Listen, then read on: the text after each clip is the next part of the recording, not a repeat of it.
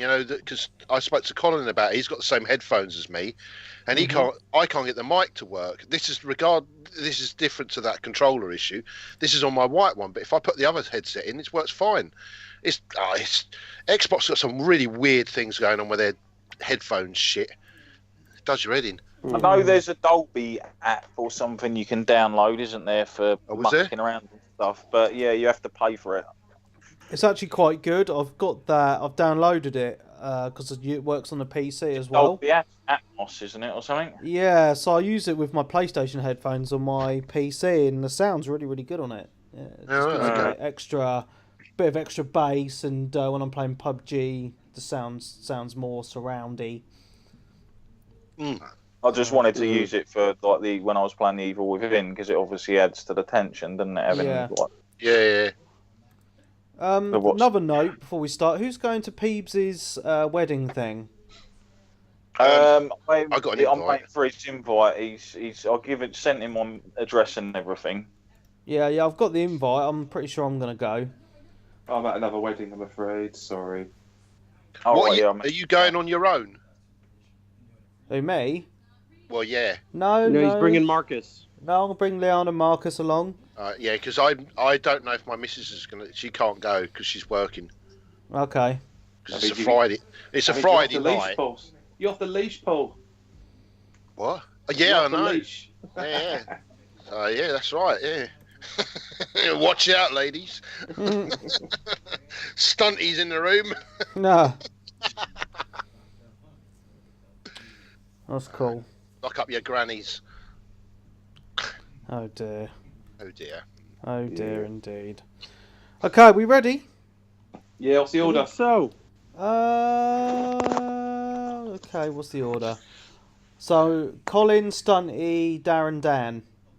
Yay. So, save the best for last, eh? Oh, fuck yeah. It's all going to be mobile phone games and stuff from Dan.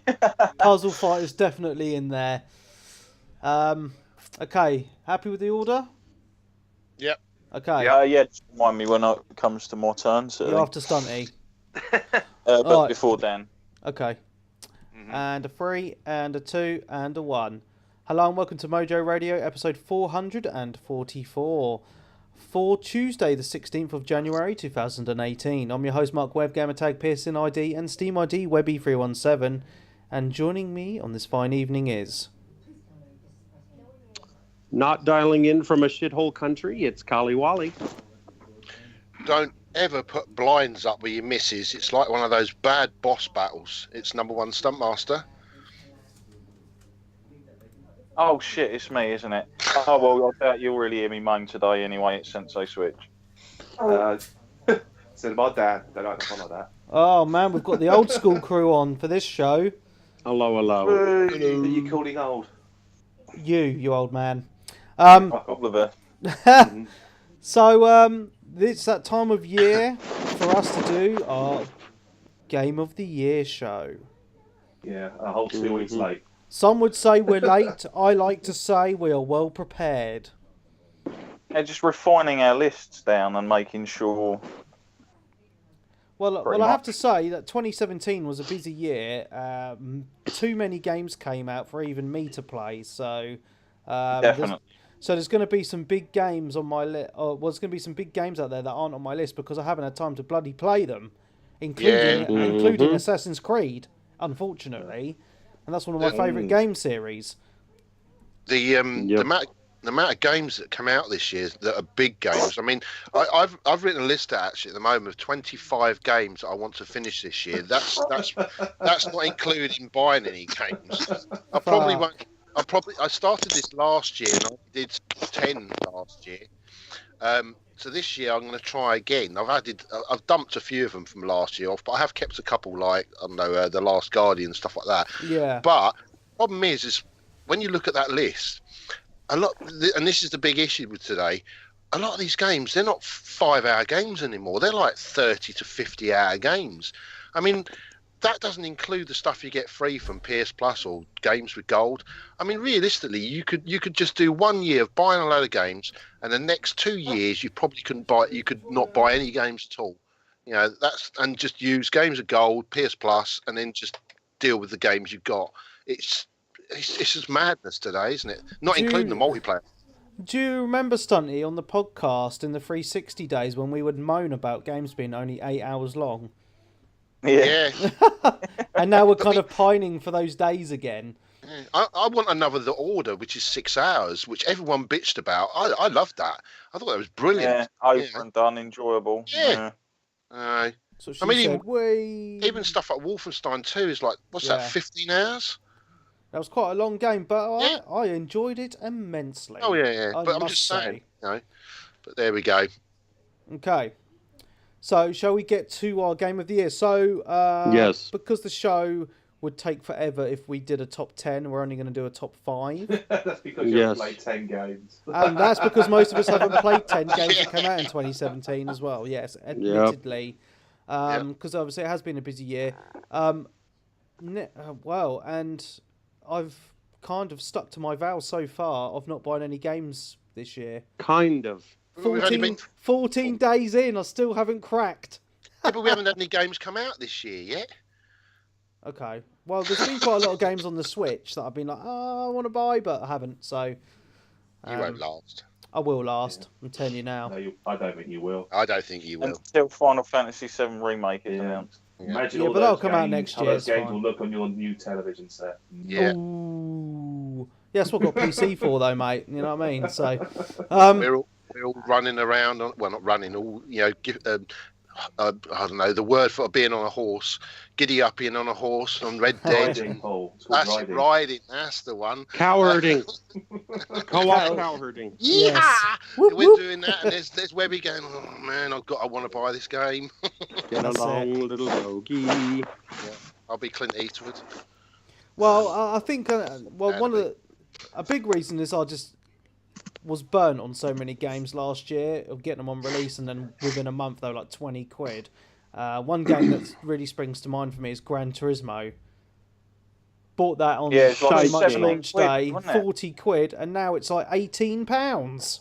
Bargain, mate. Yeah, it was bargain when you buy it for 18. Unless you go into like game when it'll still be 45, 50 quid. Well, this is like second-hand. Have you seen that they're bringing out Dark Souls Remastered this year? Yeah, on the Switch. Yeah. On the Switch, it's 60 quid in game, and on every other system, it's 35. Are they having a giraffe? Yeah. The cheapest I've seen it's on Shop 2, where it's 40, and on the other consoles, it's 35. Yeah, that's probably more sensible. You've got the cartridge costs to pay for, I guess, to some extent, but I wouldn't expect more than 40 quid for that. Yeah, £5 above. It's Nintendo tax, isn't it? Yeah. Anything more than that's the piss take. Yeah. So, shall we go through the top 5 then? So we'll go for Collie Wally. Okay. Thank you for the honor. I'll just say I gamed a lot less this year than I have in... Actually, I'm gaming the same. Weekends are chock full of game time. It's just I spent a lot of time on Overwatch, and I found myself being more into multiplayer games, and so I didn't really feel the need to go out and grab up every new single-player campaign game that came out. I got Horizon Zero Dawn for my birthday in May. Haven't put it in my PlayStation. I want to play Prey. There are some games that came out that I should have played, but I didn't, because on Saturday morning when I woke up and had my cereal and said, right, it's time to play, I just went to Overwatch or went to Fortnite or something like that instead of wanting to make progress on single-player campaigns. So apologies for that. I'm going to be a loser and say some of the games that I'm going to list I haven't even completed. I recognize it, and I'm sorry. I feel like I've let everybody down, but so what? Okay, so number 5 is Nier Automata for me. Yay! A game. Great game. Yep, a game that Webby got me interested in and that I researched a bit. And this game, I don't understand the story, and it's a little bit weird Japanesey, but the gameplay is freaking awesome. And it is just a tribute to the gaming experience, a lot of old school stuff. You go from side-scrolling platformer to top-down what a spaceship shooter game, to third person 3D shooter, all in a series of 5 or 10 minutes without any breaks in the gameplay experience. It's freaking awesome to play. The graphics are great, and just the gameplay is a lot of fun. It is just nonstop action. And I think it's a fantastic game, and I hope to finish it one day. Well, it is a great game. 5 or 6 times. Mm-hmm. It definitely deserves to be in your top 5. And one thing I think is great about the game as well is you complete it, and then there's a whole second and third playthrough that you can do as different characters, and it changes up the gameplay somewhat. Cool. So I finished the first gameplay, and I've done about 2 hours of the second playthrough, and it is one of those great games, and it's just weird and wacky. It has a great musical score. It's a game that I really enjoyed myself as well. It's just absolutely great. It's one of those games that, if you've got a PS4, you should really at least try it out. It is just fantastic. Yep. It's one of those games that's held its price quite a lot as well. Like, I still see it second hand for like 40 quid and stuff. Mm. Well, I saw one of the community members the other day. He bought a copy off of Amazon, I think it was, for £30, and then the seller cancelled the list and relisted it for more money. What bastard! Gamma was trying to get. I've been trying to get hold of it for ages. Yeah, there was. I did see there was someone else. I can't remember who it was now. There was someone else that was selling it on eBay for 30 quid. So it is starting to appear out there. But yeah, it's held its price. There we go. Yeah. Dan, any interest in this game? I'll add it to the list. It's platinum, so I would have thought you'd quite like it, to be honest. Yeah, but I haven't even started lots of other games I've bought. So yeah, that's the conundrum. I'll go into a little bit more detail further down the line about how my gaming habits have changed. But my gaming habits are so bad, Dan. I've bought Bayonetta 2 on the Wii U on day of release. I've still never played it. I've still never taken the disc out of the case. You numpty. And I've pre-ordered it again on Switch, even though I finished it. Gold. When did Dishonored 2 come out? Was that this year? No, last year. Oh, last year. It was the other one that came out this year, wasn't it? The Death of the Outsider or something, which I haven't played either. Well, Dishonored 2 is another one of those that I bought that I haven't played. Oh, go on. No, hello? Carry on, Colin. Carry on. Oh yeah, Dishonored 2 is another one. It's bought it in the pile of shame. Hasn't even gone into the sexy box. So same here. Yeah, I've got a lot of stuff to play. All right, number 4 for moi is Super Mario Odyssey. Sorry if that's too low for you, Dan. That's fine. I again haven't completed it. I think I'm about halfway through it. I just really like the package of the game. The playing it on the Switch is awesome. I like the hat mechanic, how you can take control of enemies or take control of different drivable objects and navigate the maps. I feel like the level design is really awesome in this game. Very creative, very fun. My kids have really enjoyed it as well. I'll be on a business trip to New York later next month, and I plan to get a lot of good time on the airplane with this one and finish it. But Super Mario Odyssey is number 4, and it is fantastic as well. Great game. It's a great game. Well, the Switch really jumped out to me in 2017. It was the console released, and I was a big naysayer on it. I can freely admit that. And we went to Alex's house and we played it, and I was just like, yeah, I don't think it's for me. Blair, I'm gonna pre-order an Xbox X instead. Fuck it. Things turned around for me, and I was in a party chat with Cram the Man, and I can't remember the other person, so I apologise.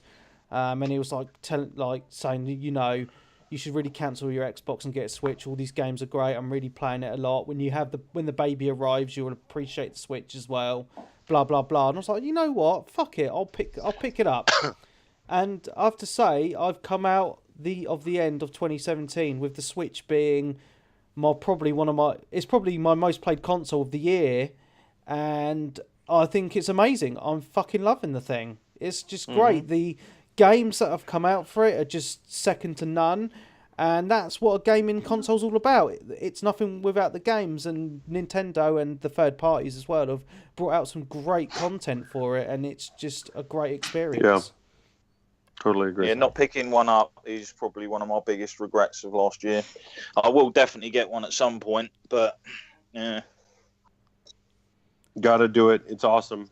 Yep, An awesome agreed. bit of kit, as you say over there. But yeah, I haven't finished Mario myself because I'm actually trying to finish Zelda at the moment. I've got pretty far into it as well now. I've been absolutely hammering it the last couple of weeks, and but I will get back into Mario. But yeah, Mario's a great game. I've been really enjoying Mario Kart as well. But getting back onto Mario Odyssey, it's fun. But finding all those bloody moons that's tough. But it's enjoyable, and even some of the boss battles are quite tough as well. But very rewarding once you defeat them. Mm-hmm.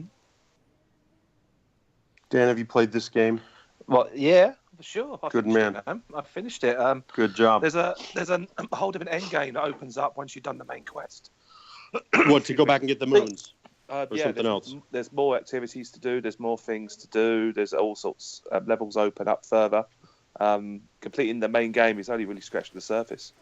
So Nintendo's really good at that, aren't they? Yeah. For all their games, they generally have something like that in them, where there's just more depth the more further you go into them. So you never hear people saying you don't get value for money with a Nintendo game. Exactly. And that's probably why they don't drop in price.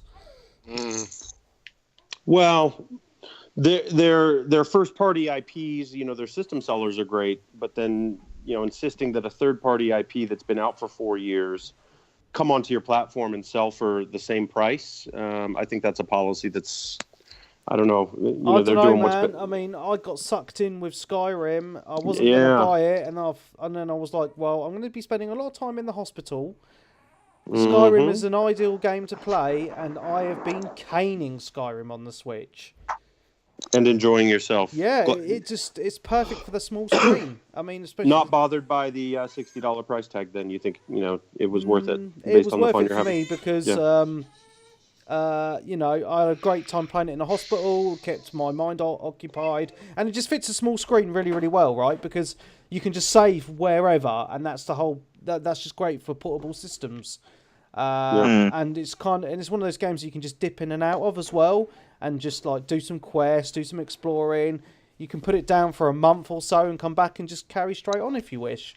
It's a great game. Makes sense. Okay. And I apologise and I just have to apologise for screaming child in the background. I'm sorry. It's quite all right. That's okay. Good old Marcus. Number 3 for me is Persona 5.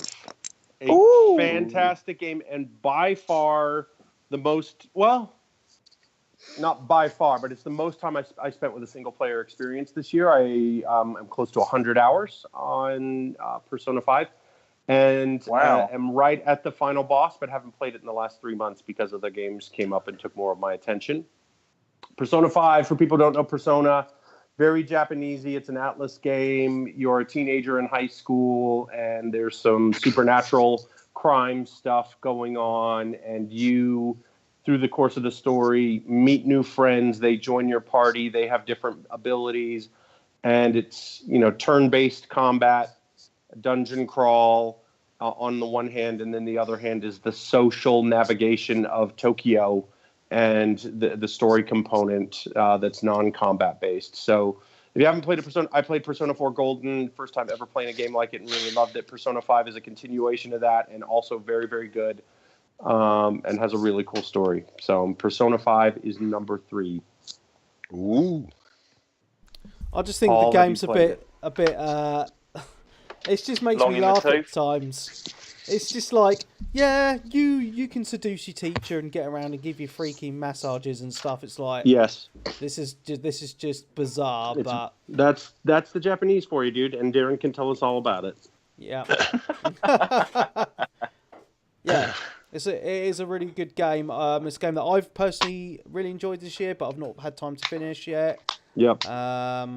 I feel like I'm getting towards the end because I've fully romanced 3 of the women now. Got any Do you play, diseases? boy? And I've got my stats full on my intelligence as well. Nice.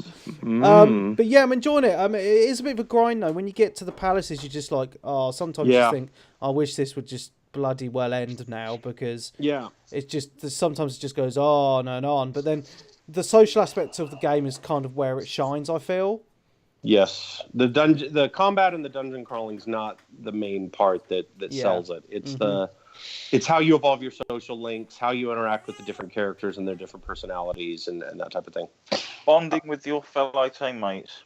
Yep, this is a game that Webby and Elliot put down to nub mode, but yours truly kept it on normal difficulty. I am nearing the end, and the boss battles or the dungeon crawling is getting very challenging, and so. I will finish this game. The question will be, do I just knock it down on difficulty to power through it and finish the story, or do I set aside the time and grind it and do it properly? Your time is precious, Colin. Put it on nub mode. Yeah, very good point. You have a convincing argument. Number 2, and I want to put this as my number 1, but I'll just put it as my number 2. It's fucking Fortnite Battle Royale. Well, I knew it'd be in there somewhere. Yeah. And I only started playing this in September. It's the PUBG invented experience, dumbed down, cartoonified, streamlined and simplified, and combined with a building mechanic. And it is the most fun multiplayer I've had since Overwatch. And Overwatch is amazing multiplayer. But Fortnite, I feel like I'm playing all Fortnite and no Overwatch anymore on my weekends or in my evenings. What I've loved about it is my kids have also just really jumped into Fortnite. We there's 3 of us in a squad, and we grab one more friend. And this game in the squad mode really requires solid teamwork.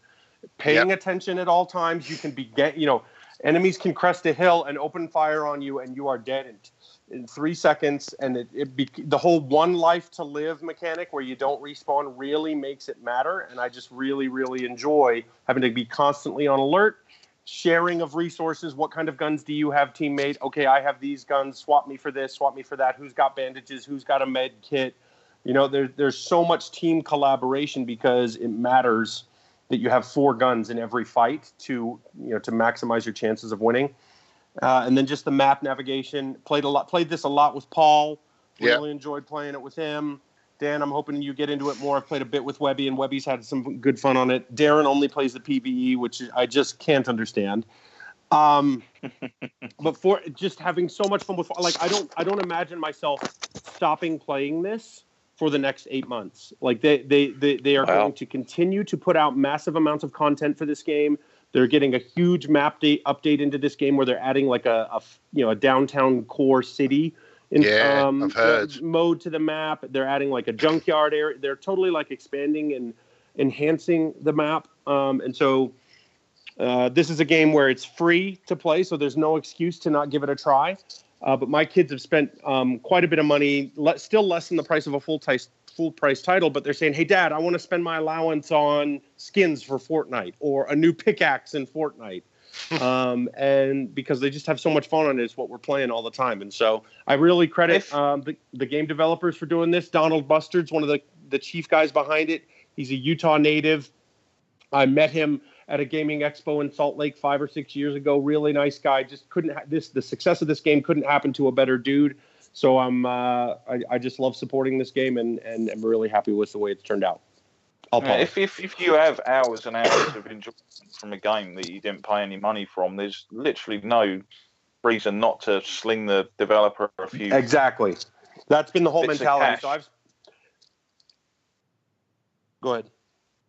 No, I was finished. Yeah. Oh, sorry. Yeah. I've spent $10 on a battle pass.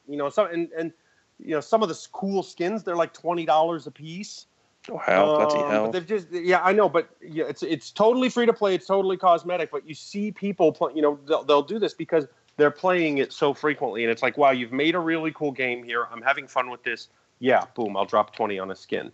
Not only that, people that are obviously putting a bit of money in is helping the developers add more content to the game anyway. So if no one was playing it and giving them any money for it, it'd just die out, and the developers would just leave it as it is. But because obviously it's become hugely popular over the last sort of like few months, like they're doing a lot more updates to it now. Sort of like they had the 50v50. There's like the explosive thing, the bushes, the campfire that they added recently to it as well. Silenced weapons, all that stuff. Well, then that's the one thing with this game which is good, and that's this is the issue that a lot of games don't do. They are playing with the game, but they're playing with the game in a good way, as in they're not making a broken mess. And that's the thing. Some of this stuff they add, you get on other games, can make the game broken. They're very careful with it. All right, okay, we've had a couple of server issues, nothing major, but the game works, and it works well. The game starts quick. You can get into games very quick. When you die, it's not like you get a crash screen or anything like that. It just works, and it's free. I mean, it's brilliant. It's a really good game. And if you haven't played it, download it. What you waiting for? Give it a shot, send me a party invite. I'll jump in and play with you. I'm actually quite surprised how much fun I've had with this game, because I was a bit of a downer on it, because obviously being a massive PUBG player on the PC. PUBG came out on the Xbox and was a really big letdown for me personally. Me too, and we don't have to get into that. No, I'm not going to get into him. Just that's all I want to say on that. But so Colin was like, play some Fortnite with me, and I was like, you know what, I'll give it a crack. And we've had a few games, and freaking love it. I've also been playing it on the PC as well now. Got the Battle Pass on the Xbox. I've been playing the PvE with Darren as well, and it's actually really, really good. So I recommend people actually pick that up and give it a go. It is a lot of fun. It will be free later this year, rumour. So whether or not it sort of does and when it does is another thing entirely. Yeah, completely. But I think it's great, and it fits the consoles perfectly, because it doesn't take itself too seriously. It's just fun. It's cartoony. You get together and you just have a laugh. I mean, some games can last like 30 seconds because you just get owned straight away. But you do get some really good games in that where you do really well, and you get a great sense of achievement. And it's a lot of fun. It's a great game. Well, that's just the last thing I'm going to say. Is that's the one thing that I do like about the game as well. I've played quite a bit with Colin as well, and we've had one game where you go in, we go to prison, and nothing happens. You get all the way through the game to the last 15, 20 people, and then it all kicks off. Or you can have another game where you go to the prison and it all kicks off straight away. It's like full on, and you end up 4 versus 4, and it's sometimes. I enjoy that as well. I like the where you go straight into a battle, because it's just more enjoyable, So no, it's good. This is the mass appeal. Oh, go ahead. Yeah, no, I was going to say that's the whole mass appeal of the whole sort of battle royale formula games, is the pure randomness of the things, which is why they've become so popular to watch on Twitch and things. There's like massive people who watch and play obviously PUBG and both Fortnite on there. You see them always near the top of like the most watched games, and it's because of the fact that every game is slightly different. You never know what's going to happen.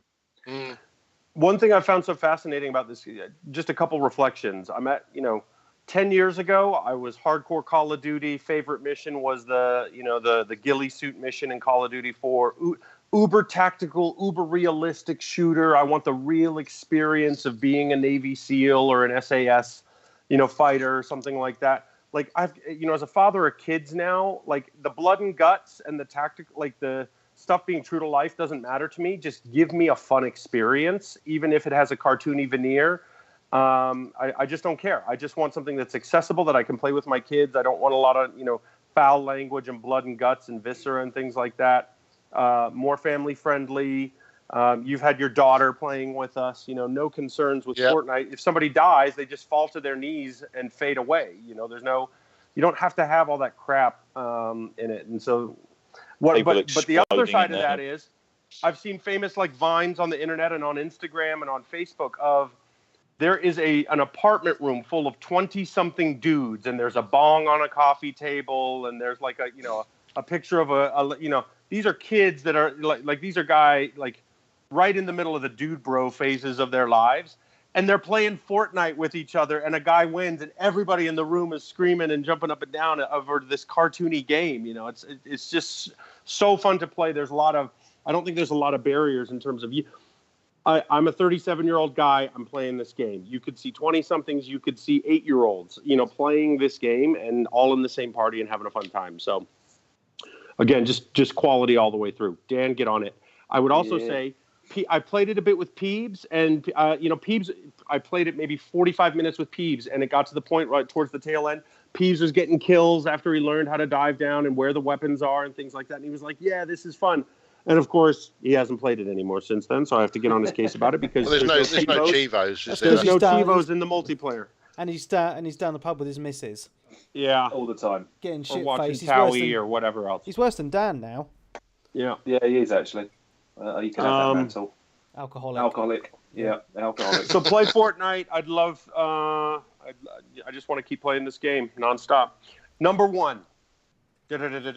Probably no surprise. Is Legend of Zelda: Breath of the Wild. Yeah. I have had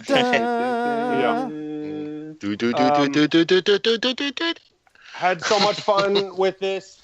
And again, Webby, like you, when we went to Alex's house when I was out there in March, it was just like, okay, this seems okay.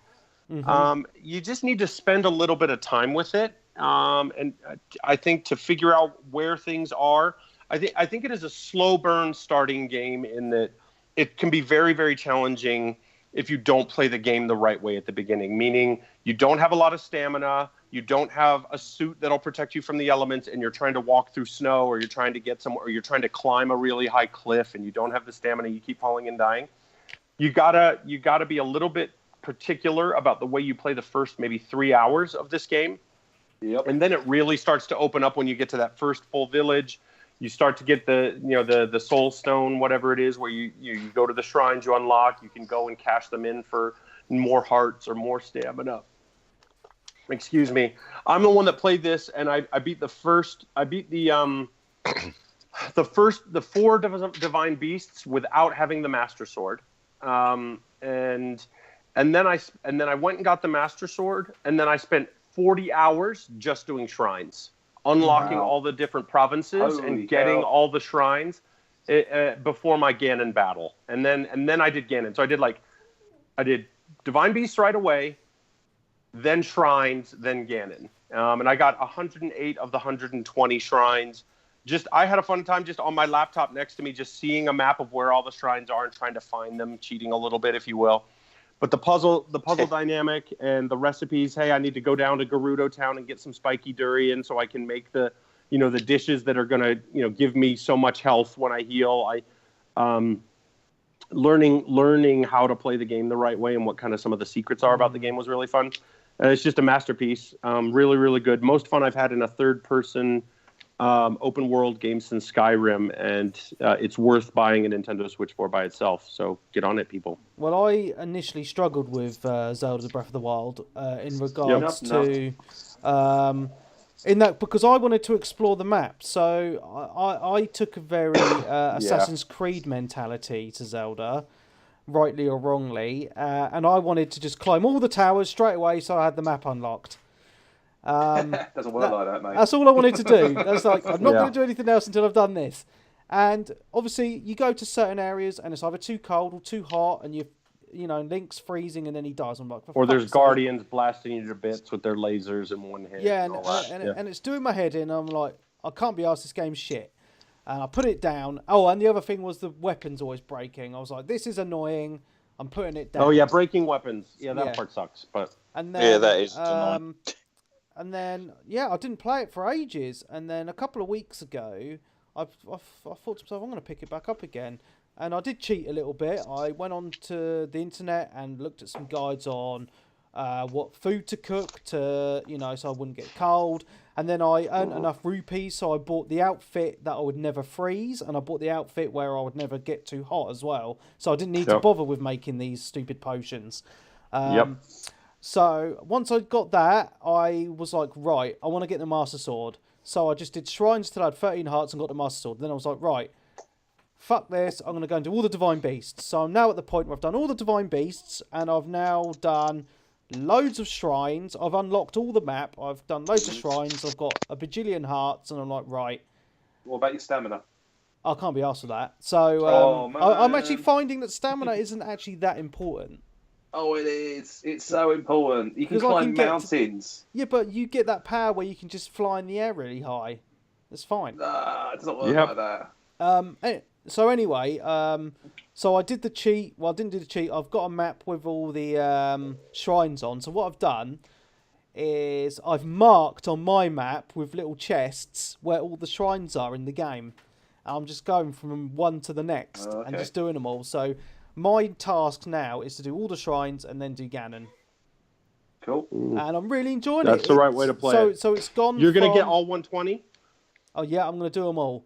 And it's one of those games, it's really weird for me with Zelda because it went from one of those games where I was just like, oh, I don't know what everyone's on about. This is a bit rubbish. And then it clicked.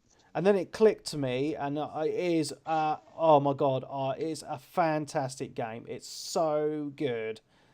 It really, really is. Did anyone pick up the DLC? Yep. No. Yep, and haven't played it. It's, how do I say, it's a bit bitty. It kind of the super overlays itself with the main quest.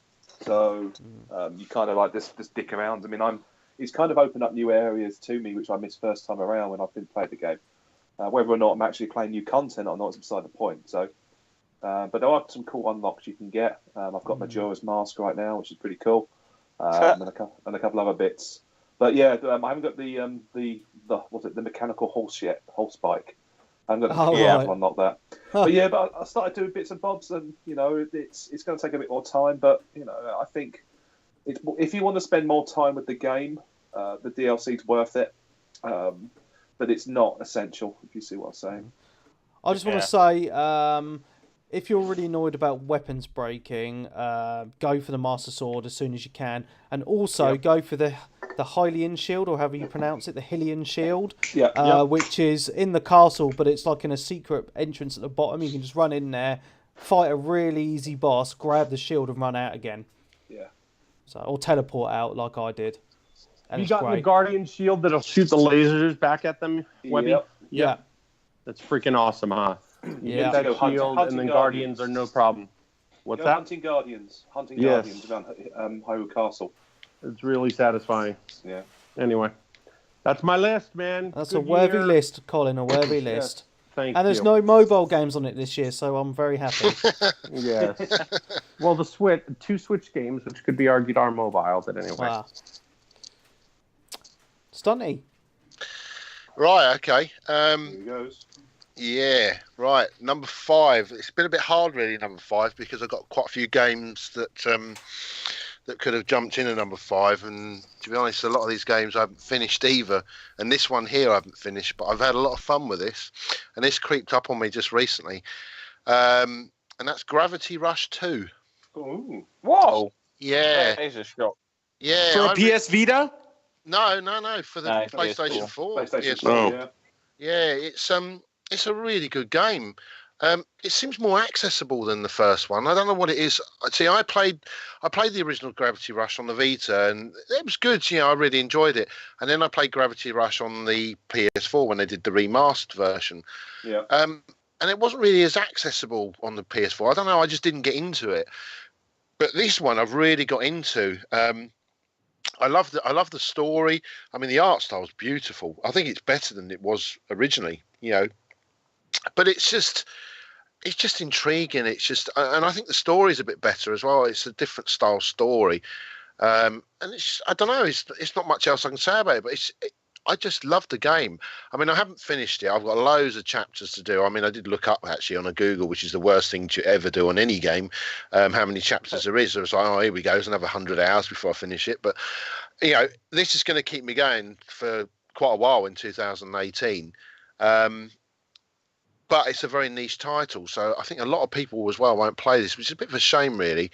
It's a £25 game as well. So it's not It was so niche that you couldn't even find it in any of the regular game shops when it was released. Even though it's like an official Sony release, like it didn't ever have it in Tesco's or anything like that.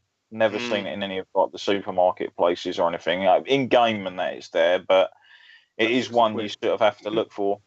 Yeah. I mean, I played a fair bit of it and I enjoyed it, but I still found the controls a little bit fiddly at times. Yeah, that's the only thing I will say. I mean, you can go off, but basically, just to give you an idea, is you can use the RT, but what is it? RT, isn't it? Yeah, the R2 button, and you can fly in the air. Now the problem is you can use the R2 button, and then you can actually use the X button or the square button the square button will go into an attack mode. So it will, if you're pointing in the right direction, it will zoom against an enemy. So you can be flying in the air, but the problem is if you do actually miss the target, you can go completely all over the place. And that's the thing with this game. If you get a little bit of a motion sickness issue, then I think you might struggle.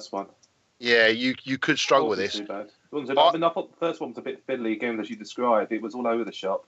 It was fine. You know, I got to get the hang of it. It does seem to be better than the first one. I don't know what it is. It's more polished. Yeah, definitely more polished. Yeah. And the flying seems more controlled better than the first one. Seemed a little bit all over the place because I had one of these things where I had to do a certain challenge. You know, in the first one, you had to do them in a certain time limit. I was like a bloody drunken sailor, you know, trying to do that. Where this time I'm sort of a lot more. All right, okay, I've missed a few targets, but I can get back on target quite quick again. As I say, I mean, I really love it. I love the art style. I haven't finished it completely, but from what I've played of it, you know, it's I'm going to be playing it for a while, and it nicked something else that I was quite surprised about actually for the number 5th spot. My number 4th spot is another new entry, PUBG on the Xbox. Oh, bloody hell! What? Yeah. I noticed you've been playing it. I must admit. Yeah, I've had some great fun with this. I've been playing it with Headcase, AJ, and Urban Big P, and we've had some good nights on it. I mean, it's a janky game. It's a very janky game, but oh man, we've had some. I mean, I played it with Urban Big P yesterday, and we had an epic battle. I mean, we started the game, and it all kicked off straight away. I got myself healed. And then the next thing you know, we got caught in the storm, and it was like, and then I started seeing dudes coming behind me while I was in the storm, so I shot them both dead. Then got out the storm, revived myself again because I got 2 first aid kits. Then we went on to another battle that appeared, and we got to, I think it was about 8th overall. You know, this is in squad, the pair of us. But it was just, and this is the thing with PUBG, it's every adventure is different. I mean, some adventures are going to be absolutely shit, but some of them are going to be great. The game's got more stable from when I first started playing. I mean, I bought it it was day one. I bought it. I didn't play it for about 2-3 days, but it was shocking. You know, the first couple of days of playing it, it was just lagging. I mean, I had a couple of times where it crashed, and then I got booted to the dashboard, then went back into the game, and I was still standing in the field, and I hadn't died.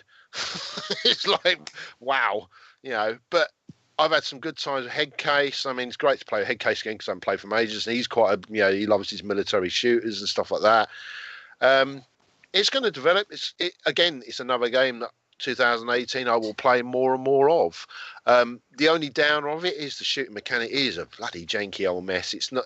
Don't think of a Call of Duty style game. It's all over the place, you know. But I'm getting there. I'm learning, you know. But I'm having fun, and I hope to see some of you guys on it at some point. Maybe it's on special. Well, yeah. What was it? 18 quid on the Xbox at the minute. I mean, 18 quid. Yeah, that's not a lot. I mean, that's not a lot there. I mean, it's one of those games for me that I struggle with on the Xbox because I think I'm just so used to playing it on the PC. Well, you will do, yeah. You've played the superior version, haven't you? Well, and it still is the superior version, Paul. You know, there's no getting around it. Yeah. It's and I've put over 120 hours into it on the PC this past year, and that's a lot of hours. And it's one of those games that I just love. I mean, I will jump on if I've got a spare 20 minutes. I'll just jump on and have a quick game. But because it is so polished on the PC, I can't play the Xbox version because it's just horrible. And that's I just understand being that. honest. It will keep getting tweaked and updated and stuff, and will eventually be in a pretty good place. Oh, and yeah. they're like Microsoft aren't going to let it just languish. They're going to be pretty much putting everything behind the devs to get it up to scratch, basically. Well, of course they are, because they're gonna work on it to get it really good, and then it'll go on a PlayStation. Yep, and that is going to happen. That is going to happen. Oh yeah, of course it will. Yeah, I mean, PlayStation aren't stupid. That's why they don't do a preview program. It might even come out on the Switch. No, I can't I see that. don't know. But how are you going to talk to anyone on the Switch? I mean, you're going to have these 15 wires plugged into your phone, aren't you? Discord, mate. That's how we do Mario Kart. But as I say, no, it's a good game. I've had some good fun, and it's nice to play with some people on the Xbox community that I haven't spoken to for a while, and it's got me playing my Xbox, which is something I haven't played for quite a while, as a lot of people know. And it's good, my Friday nights now, late at nights, about 11 o'clock, I jump on and we play PUBG for a little while. And it's all the little, oh, look, dude coming over here in the car, quick, get down, everyone. It's that whole thing. Think of Operation Flashpoint, that sort of thing, but it wasn't, that was PvE, not PvP. But, it's good. I'm enjoying it. I'm glad you're enjoying yourself there, Paul. My number 3 game will get you all by surprise. And I love this game. This game came out very early in the year. Yakuza 0. Hey. Yeah, Wow. This game is brilliant. I played this game for quite a while, then I left it for a bit, and then I've gone back to it just recently and playing some more of it. Bloody hell, this game is good. It's the story of it, and it switches between 2 characters, and that's the one thing I didn't realise. I thought it was just going to be one character in this game, but I didn't really look at the cover, to be honest. But if you actually look at the cover of the game, it actually shows you 2 characters, and it tells you the story of how how it all started for the Yakuza. It's just, if you like your sort of beat 'em up style games where you do certain, like a Batman style. You get certain sections where you do certain bits, running around. You're doing some other stuff as well. What game can you think of where you can go into the arcades and go and play Outrun? Shenmue. Yeah. So, or do karaoke or run a hostess club. Yeah, or play Space Harrier. I was playing Space Harrier the other night. Shenmue as well. So yeah, but that's but you got to find a That's so dream meta. car. You were playing a game inside a game. Oh, Yeah, God, they did that in the Dreamcast era. Come on, Paul. Yeah. Try and find a copy of Shenmue for 20 quid though. I'm looking at 2 now. Well, yeah, but you bought them most probably 20 years ago when they were 20 Or quid. Stunty, just do what I do and just burn them to disc and play them. Well, yeah, but you're one of those pirate men. Well, no, it's not piracy because it's like the men. games aren't available brand new anymore. Well, there we go. It's I'm not gonna keeping history alive, Paul. I Think of it like that. Spin his addiction. Yeah. I'm building an arcade machine this year. Yeah. Yeah. Oh my god. It's going to be amazing. I must Alex, I admit, need Paul, help. this is one of the games that would have been in my sort of top 10 of the year, but I just didn't get enough time to play it enough. It's a really good game, though, isn't it? Yeah. I look forward to. There's Kiwami, which came out after, which I don't think I'll play straight. To be honest, once I finish Yakuza, I don't think I'll play another Yakuza for a little while because the problem is you will get burnt out. It's a bit like the Assassin's Creed. If you play one after another one, you will get burnt out on them. Paul, I do have a question. It's like 20 quid at the moment. Yeah. I have a question about Yakuza 0. Can you get a job in it? Like in Shenmue? You've got a job anyway, haven't you? In it, it's sort of thing. It depends on which one you are, because one of the characters he actually runs a casino. It's like a cabaret place. So you actually do own sort of like an entertainment place where you get all the music people playing music, and stuff like that. And then you get the hostesses come round and sit there on the tables, and they get drinks and the rest of it, and they're trying to get you to spend money on more drinks. Are these games made by the same people who made Shenmue then? Pretty much, yeah. Pretty much, yeah. Some of the devs, are the same people. Yeah, so that's why it's very Shenmue orientated. I think it's a great game. I mean, to be honest, if you are going to start the series, I would start at 0, and I've heard that from a lot of other people as well. I mean, I have played 5. I have played 3 many, many years ago, but I can't bloody remember it now. But no, if you're going to start any of the Yakuza, start at 0. I would.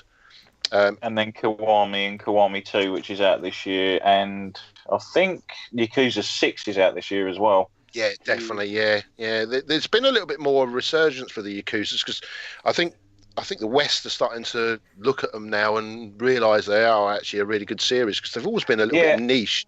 You think they pretty much hit, didn't they, in the PS2 era, and people weren't as adventurous with their games, and now because of obviously YouTube and more social media, you've got more people bringing light to certain games that people would otherwise look over, and Yakuza 0 is one of the ones that pretty much everyone who's played it has praised it, and it's got a lot more people into the series who would have just generally ignored it. Yeah, the other thing I will just say, last thing, is it does run better on the PS4 Pro as well. I've noticed that the frame rate on it is sometimes the rendering on the because I originally played it on the PS4 and the rendering was a little bit slow at coming back onto the screen in certain bits. Where the Pro, I haven't really had an issue with that, so it does make a difference. Well worth playing. Again, another game I'll still be playing in 2018. It'll probably all be the same games at the end of this year. That I'll be still playing. So, but there we go. My number 2. Oh, number 2. Number 2 already. Someone has a meeting arranged. Sorry about that. Logged into work on a Sunday. Oh, the shame. My number 2 is Ghost Recon Wildlands. Oh, that means your number 1 better be Fortnite. But anyways, keep going. Yeah, I love Wildlands. I think it's a great game. I mean, I still haven't finished it. I think I've got 9 bosses left, and that's it. I'm getting there. It's taking me a while. Brilliant. I mean, I had no interest in this when this was going to be released. I mean, I don't know why. I think it was Webby. I think it's you. I think you ruined it for me. I thought you kept bragging about it so much. I can't play that. If Webby's playing, I can't play it. And then I just picked it up on eBay for 30 quid, I think it was. I took a gamble on it, and yeah, it's brilliant. I mean, I love it to bits. See, I'm right all the time. Sorry? You should know this by now that I'm just right all the time. Not on everything. And then, then we had the Predator DLC just recently that appeared. It was brilliant. I really enjoyed that. Got the mask and the rest of it. Great game. Again, another game that most probably runs the same. I mean, I'm playing the PS4. Runs better on the Pro than it does on the 4. Same with the Xbox, I've been told. So, again, you do notice a difference. It probably runs even better on the PC. But yeah, brilliant game. It's think of Grand Theft Auto, where you've got planes, cars, and you can shoot people. It's pretty much the same, but more of a military game, isn't it, really? If you think about it, it's a big open world map. You can go wherever you want. You can fly helicopters in the air. It's brilliant. And you've got an online bit where you can either do the online, which is a ghost war thing, where you go into 4 versus 4, where you don't see anyone on the map, so you've got to figure out where they are, but you've got objectives to get to. Or you've got other parts where you can go online and still play your campaign, and people can come into your game and you can just do the missions. It does ramp up the difficulty level, but it's a great game. Yeah, I just want to comment on this because I was really looking forward to Ghost Recon and I wasn't disappointed. It's actually my most played game of the year, so obviously I've told you how many hours I've put into PUBG. I've put many more hours than that into Ghost Recon Wildlands. I have done every single collectible, done every single side mission, done every single main mission in the game, in single player and in co-op. Loved it, went into other people's games, helped them out, and just had a really good time. It was one of those games where like me and Phil had a really good time on it, and other people in the community just had a really good laugh. I really enjoyed it in single player. And then this is on the Xbox, and then I loved the game so much that when it was on sale on the PC, I picked up again on PC and started a whole new playthrough on the PC, and I've put countless hours into it on the PC now, and vastly enjoying it on this system. And I'm really enjoying the experience playing it with different people online and co-op. It's just a great game. I mean, it looks fantastic on all the systems, and it's just fun. It really, really is. I just love those games. So yes, it's just a fantastic experience. And I've noticed quite a few people on my Twitter feed are starting to get into it now. So it's one of those where I think a lot of people were a little bit worried, about is it any good or not? And also the price has always been quite high on it for quite a while, and it's just started to drop to 20 quid now. And I've noticed quite a few other people have started to jump onto it. And they're like, oh wow, I didn't realise it was this good, So yeah, and I mean that multiplayer, the PvP mode actually only brought out about it was about 2 months ago, I think. Not that long ago. So they had promised that when the game launched, so they left it quite a long time to bring that out. But it's nice to see that they're still supporting the game.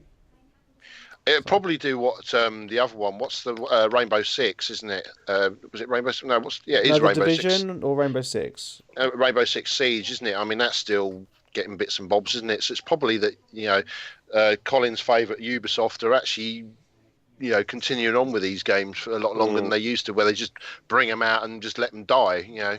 That's the difference. Well, you look at the Division; it's 2 years old now. They're still bringing out content for that. Rainbow Six is older than the Division. They're still bringing out fresh content all the time. But the thing with Rainbow Six is you need to remember it's got a massive esports following especially on PC, and they're trying to keep it fresh. All the time, so people don't move away from it. 86. Yeah. Fresh. I was just listening to some electro today, a bit of fresh, bit of Dougie Fresh. Dougie Fresh. Yeah, Dougie Fresh. Fresh. Well, my number one, I think you all know what my number one is. Ooh. Yeah, it's Fortnite. Yes! What? Well done. I mean, I was the first one that played it, so I'm the number one. He's the number one stunt master. That's right. I mean, I've probably done over 100 hours on the PlayStation, playing it with people. I've probably done probably about 100 hours on the Xbox now. It's the only game that I play on get on it. And also... Me? Yeah, Dan. Sorry. Sorry, I'm busy. Oh, for fuck's sake. Sorry, Paul, I interrupted you. Please continue. It's a game I even play with my daughter now. Yes. She jumps with me, and it's great. I mean, we've had good fun in it. I mean,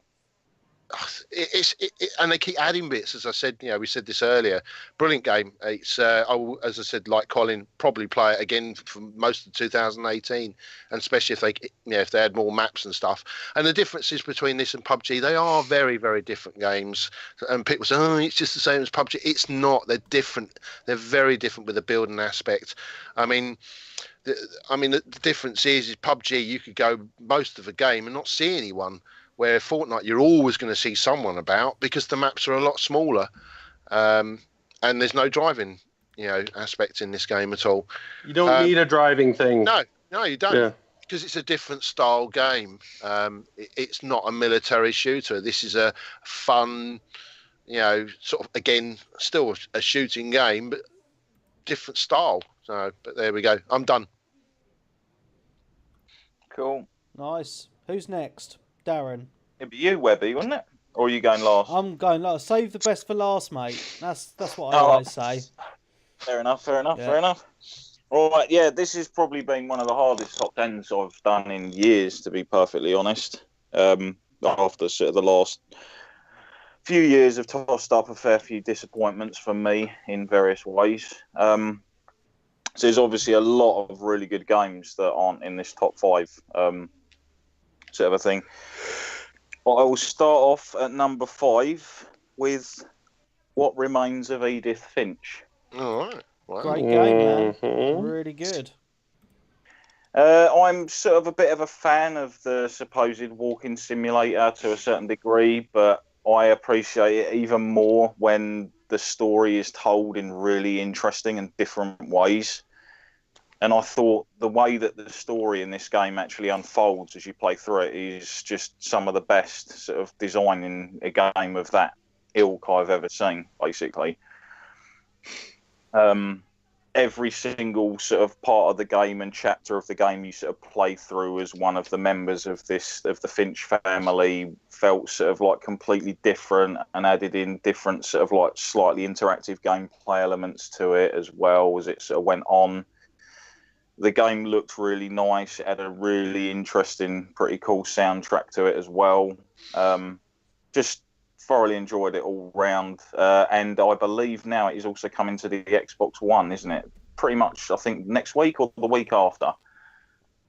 Not sure. So, yes, it's soon, isn't it? I think it is next week. Well. Yeah. I if you like these types of games, like your what was the other one? Vanishing of Ethan Carter, or was it Ethan Carter that's coming out soon on Xbox? I know one of them is. I might have got it confused. But yeah, if you liked Ethan Carter and sort of like some of the other games of that, then you really should pick this up because it's really well done, in my opinion. Yeah, yeah. I also played this this year. Played it on PC. It was actually quite a surprisingly short game, which was actually quite quite refreshing. And I completed it in one afternoon. I just sat it on, stuck it on about 2:00 in the afternoon. By dinner time, I'd finished it, and I was happy with that. Yeah, it was great. I mean, fair enough. Yeah. Sorry, Karen. Yeah, I was saying it was great. The storylines. I'm not gonna repeat everything you said, Darren. I just want to reiterate really that it is a great game, really good story, and very enjoyable experience. I suppose the only downside of it being a bit shorter is the fact that it's done so well that you would have liked to have played it a bit longer, sort of a thing. And there's a few little Easter eggs in there as well, I believe, in nods to other games that they've been involved with as well. This is the same company that did the Unfinished Swan, isn't it? And I know there's definitely a little nod to that in the game. Oh, I didn't notice anything like that. Yeah. I'm afraid. It's when you go to some guy who's like an artist, if you go up to his room, you'll notice a few things, sort of a thing. Did he have some puppies? I enjoyed the Unfinished Swan. It was quite a good game. It was good. But yeah, this house you explore as well in the game it's almost like a tree house with bits stuck to it, and it sort of grows bigger as different family members own different parts of the sort of house. Yeah, it's really bizarre, isn't it? Yeah, it's just a unique experience for a game. That's probably why it just stuck out so much for me, I think.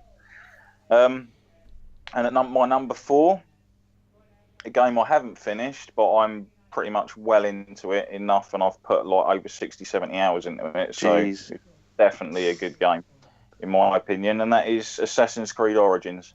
Nice.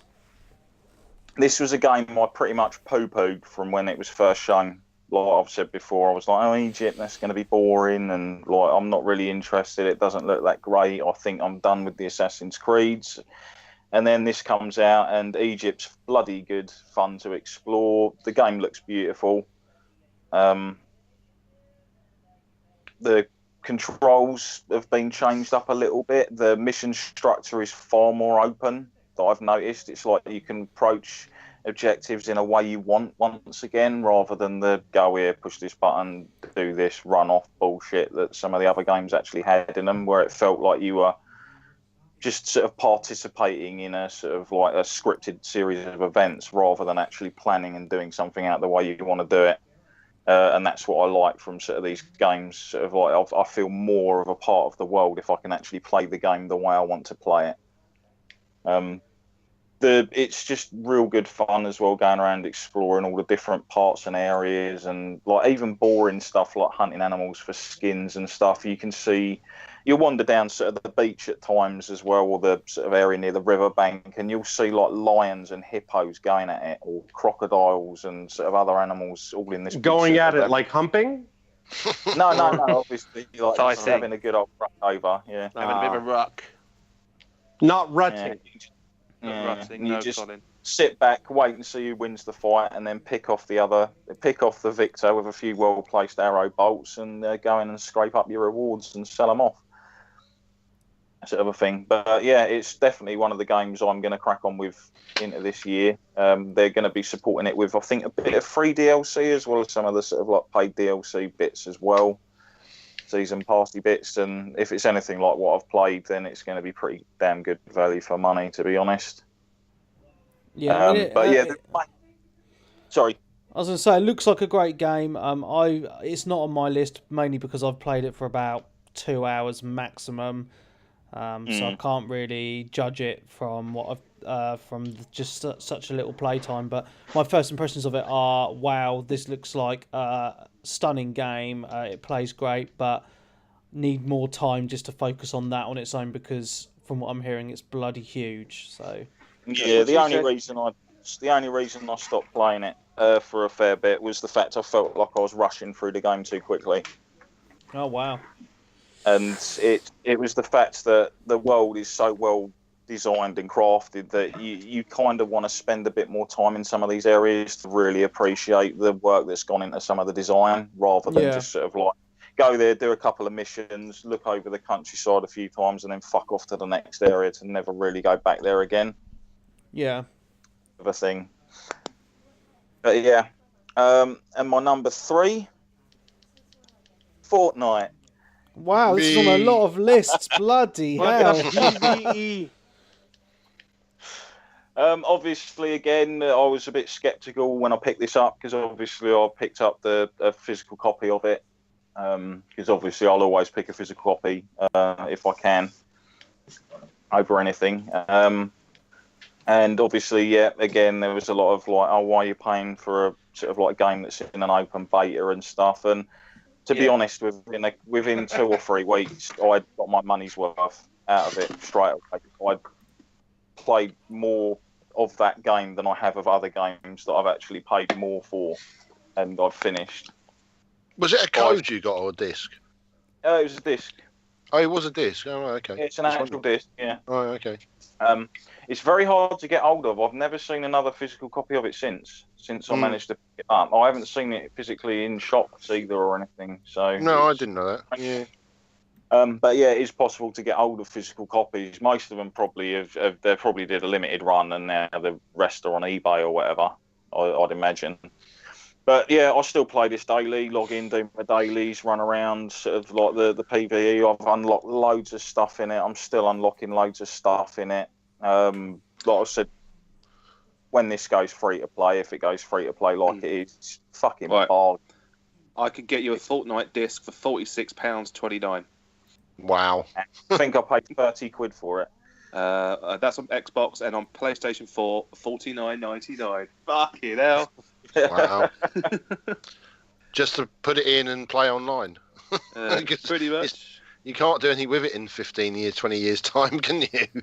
If the servers are off.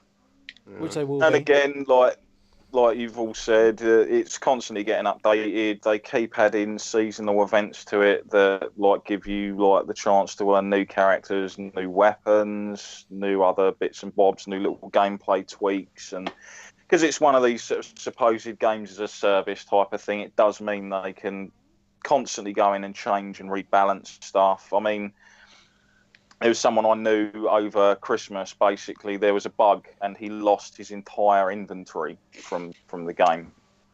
And within, I think it was about a week and a half, they'd given him back like virtually 1 or 2 of every stack of item in the game. They'd given him like 6,000 V-Bucks credits as compensation. And that's like, if you're buying the card packs, that's like £40 worth of like DLC card packs that he would have got for free. Pretty much. So even when they fuck up, they make it up to their players. Nice. They're pretty good for that, and they've always like communicated what they're doing. Like you see on Twitter, they've got quite a popular account on there as well, and they do occasional weekly or fortnightly updates on YouTube. But anyway, that's enough. We've banged on about it for about half an hour of the podcast so far. Fortnightly. Stop it there. We can't get any better than that. So, anyway. Now, my number 2, which is going to be quite a shock to some people, because it's only number 2. Go on. Senran Kagura Peach Splash. Oh. Stormblood. It's an expansion, isn't it? Can you do that? Yeah, it's an expansion. It's a full game, basically. It's another full game added on. But yeah, every year, everybody. Final Fantasy 14 has been in his top 5 for the last, what? How many years has it been out? 6 years. About 4 or 5 years. It's been number 1 at least 3 times. What the frick? It was number 1 on the PS3 that year. When it was re-released on the PS4, I think it was my number 1 then because it was a shit year for game. And then when they released the Heavensward expansion, that was my number 1 that year as well. So what went wrong, Darren? Come on. Well, I'm going to update my list and put Overwatch in my top 5, even though it came out last year. It wasn't released, but this was released this summer, basically. Full game price, full sort of like game content and everything. But yeah, the developers have just basically done a few funny things. There just seems to be less content in this that interests me than there has been in the previous expansions.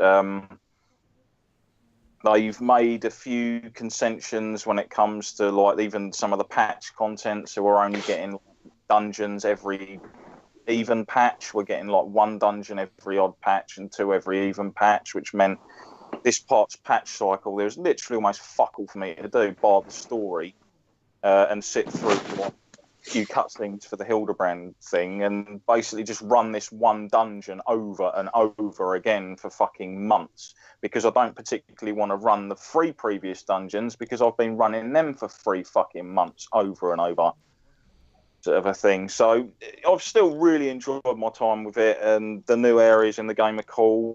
The music and everything still top draw.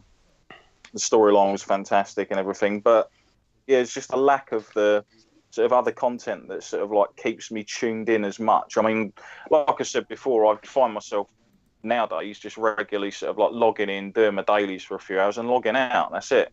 Go off and play something else because there's nothing else to fucking do in it.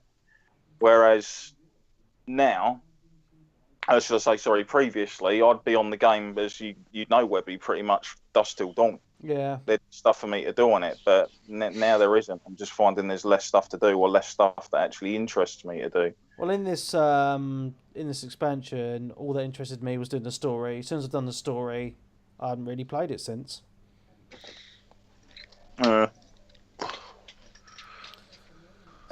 yeah, that's that. And my number one, Horizon Zero Dawn. What? It's such a graphics whore, Darren. What's his number 1? Horizon Zero Dawn. Oh, okay. Originally, I was pretty much looking forward to this game because it looked pretty interesting from what they actually showed. And again, it was another one of those games where there's a lot of games now. You watch videos of them and everything, and you think, yeah, that looks nice. And then you actually get it in front of you, and you're like, fucking hell, that looks impressive. I mean, this game looks the shit, to be honest. On the Pro, definitely. I mean, even Digital Foundry said it's like one of the most impressive games they've ever seen on anything, pretty much. And considering that's on like what 5-year-old PlayStation hardware that people are saying was outdated when it came out, and yet you've got a company that can still make something look as fucking amazing as that. I mean, this is probably the reason why Kojima has chosen Horizon's game engine for Death Stranding. Yep. More than likely. Yeah. Yeah, it's just the soundtrack, again, fantastic. The HDR, the colour schemes in the game at certain points to it. The storyline itself I found pretty interesting. Even a lot of the side quests were more of like a splintering off of the main storyline of the game, where you go off and do like a separate part of the story, but then that side quest story still brings itself back round in certain cases back into the main game as it was anyway. How long is this game anyway? About, sort of depends on how long you played it. It's sort of about, I think, a 15, 20 plus hour game. Right. It's on my list to play. I mean, I've played 4 hours of it. Yeah, I mean, it's a game where it's like you do the first section and then it's almost like off you go sort of thing, where you're sort of left to your own devices to do the rest of it. And again, I do like that sort of aspect to it. There was collectibles in it, but there wasn't like a mass overabundance of them that you'd get confused. sort of a thing. And some of the collectibles actually have a meaning because you can actually unlock certain items by doing them and such as well. The combat worked as well because sometimes you'll get games that look really nice, but then the gameplay isn't necessarily all there or doesn't seem fun. Whereas everything in this seemed to sort of like nail it pretty fucking perfectly. Like even like swapping weapons during combat is pretty much effortless. You hold down a button and you go into like a really slow-mo mode and you just switch to the other weapon or craft new ammunition you need for that weapon while on the fly and you're straight back in again. Sort of a thing. The creature designs again, brilliant, sort of like robotic dinosaur things, and some of them are absolutely huge. Like you'll be off in certain parts of the map and you'll sort of see something off in the distance like, oh, fucking hell, that's pretty mad over there. I wonder what that is. And you'll sort of go over there and you'll be like, fucking size of that. A thing. And it almost makes you sort of cautious to fight certain creatures because you don't know their behaviours and such. So there's like certain ways of fighting certain enemies in the game that you learn about over time. Like, do you tie them down? Do you basically like bombard them from range? Do you try and get up close and personal? Do you use tripwires? There's just a lot of different ways of sort of like doing stuff. You can even like obviously set out elaborate traps and lure enemies into them, sort of a thing while chasing you and such. I just had so much fun with it, and as soon as I've obviously got a bit more money this month, I'll pick up the Frozen Wilds DLC because it's currently on sale at the moment for a £10. Yeah, I saw that's appeared. Which is I believe it adds like new areas and new weather effects and stuff to the game as well. So cool. Yeah, so that's my top 5. Nice. And a lot of the games, like I said, that are just out of that top 5 are fucking all games that could easily be in people's top 5s. Yeah. And even some of the ones that didn't even make my top 10 as well. Wow. Cool. Cinnamon Dan. Hello. My year gaming has literally been dominated by playing on the fly and on the go. I haven't really been playing too much on PS4, Xbox One, which may or may not become apparent very shortly. Just bear in there. Don't worry. It'll be fine. Number 5, ARMS. Hey. Not a bad pick. It was a refreshing take on the beat 'em up genre. Very much like Punch Out.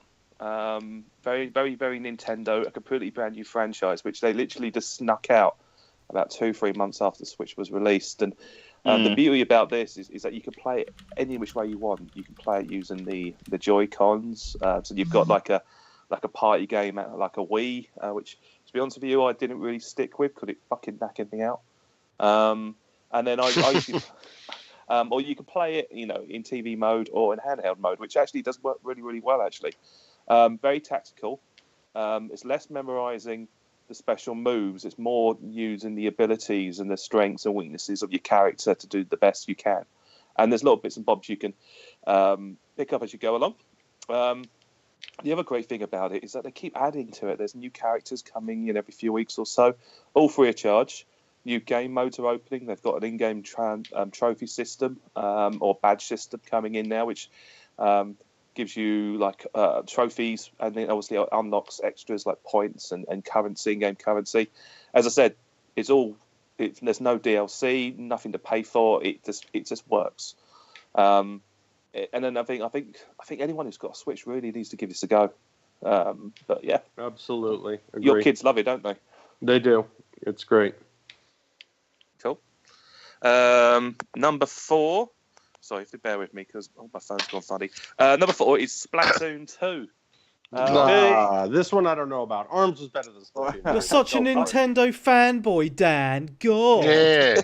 God, Dan. Yeah, I get moaned at for being PlayStation. You're bloody Nintendo Master Race, mate. Nintendo Master Race. Mm-hmm. I tried that ARMS game. It was shit. Oh, you're just a fucking noob, mate. Splatoon 2. It picks up pretty much like for like from the original Splatoon, if I'm being honest. When I first started playing it, I thought, this is very, very familiar. But then I noticed little things, like the online's a lot smoother. They've got what's called Splatfest, which happens every every week, other weekends or whatever, which is that makes me laugh. a Splatfest. Yeah, Splatfest. Splatfest. Splatfest. Oh, fest. Splatfest. Like Jizz Fest. Right, okay. Yes. Okay.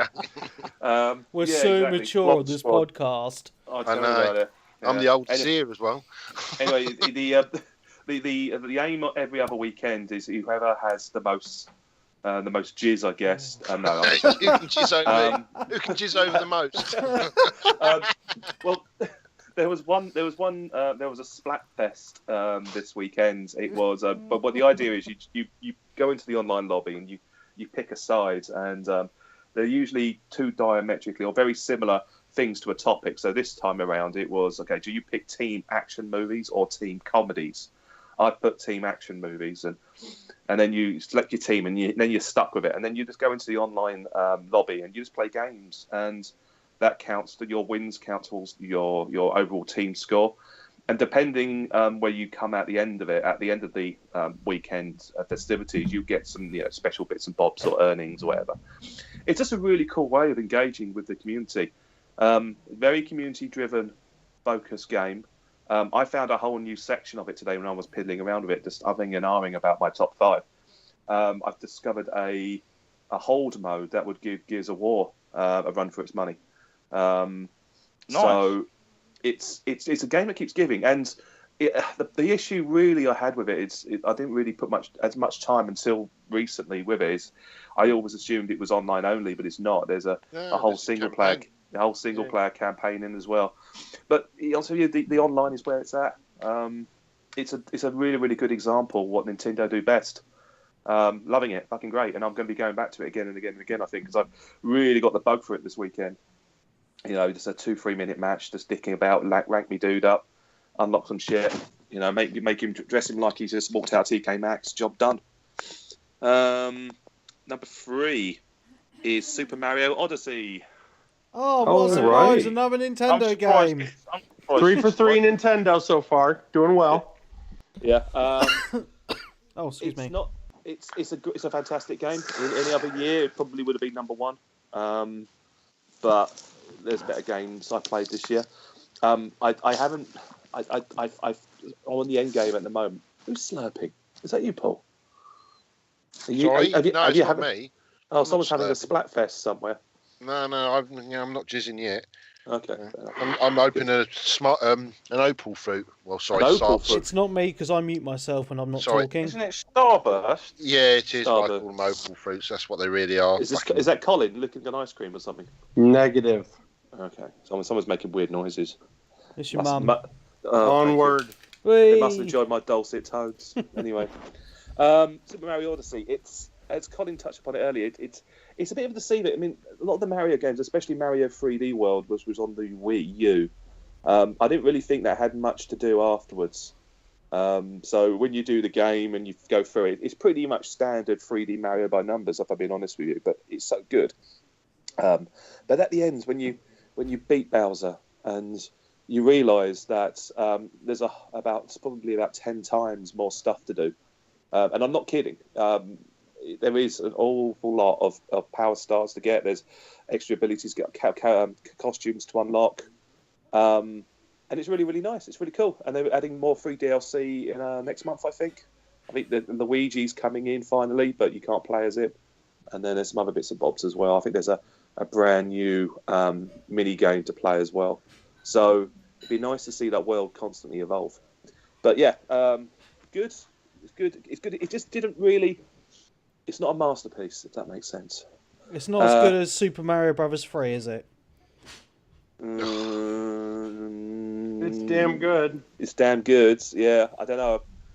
It's super. I was more of a Super Mario World fan, if I'm being honest with you, Webby. So I think it's just the fact it's one of those games that, like, obviously quite a few games this year that would have been in any other year, game of the year, blatantly, bit of a thing. But because of what else came out around the same year, or what you haven't or haven't played, it changes the choice.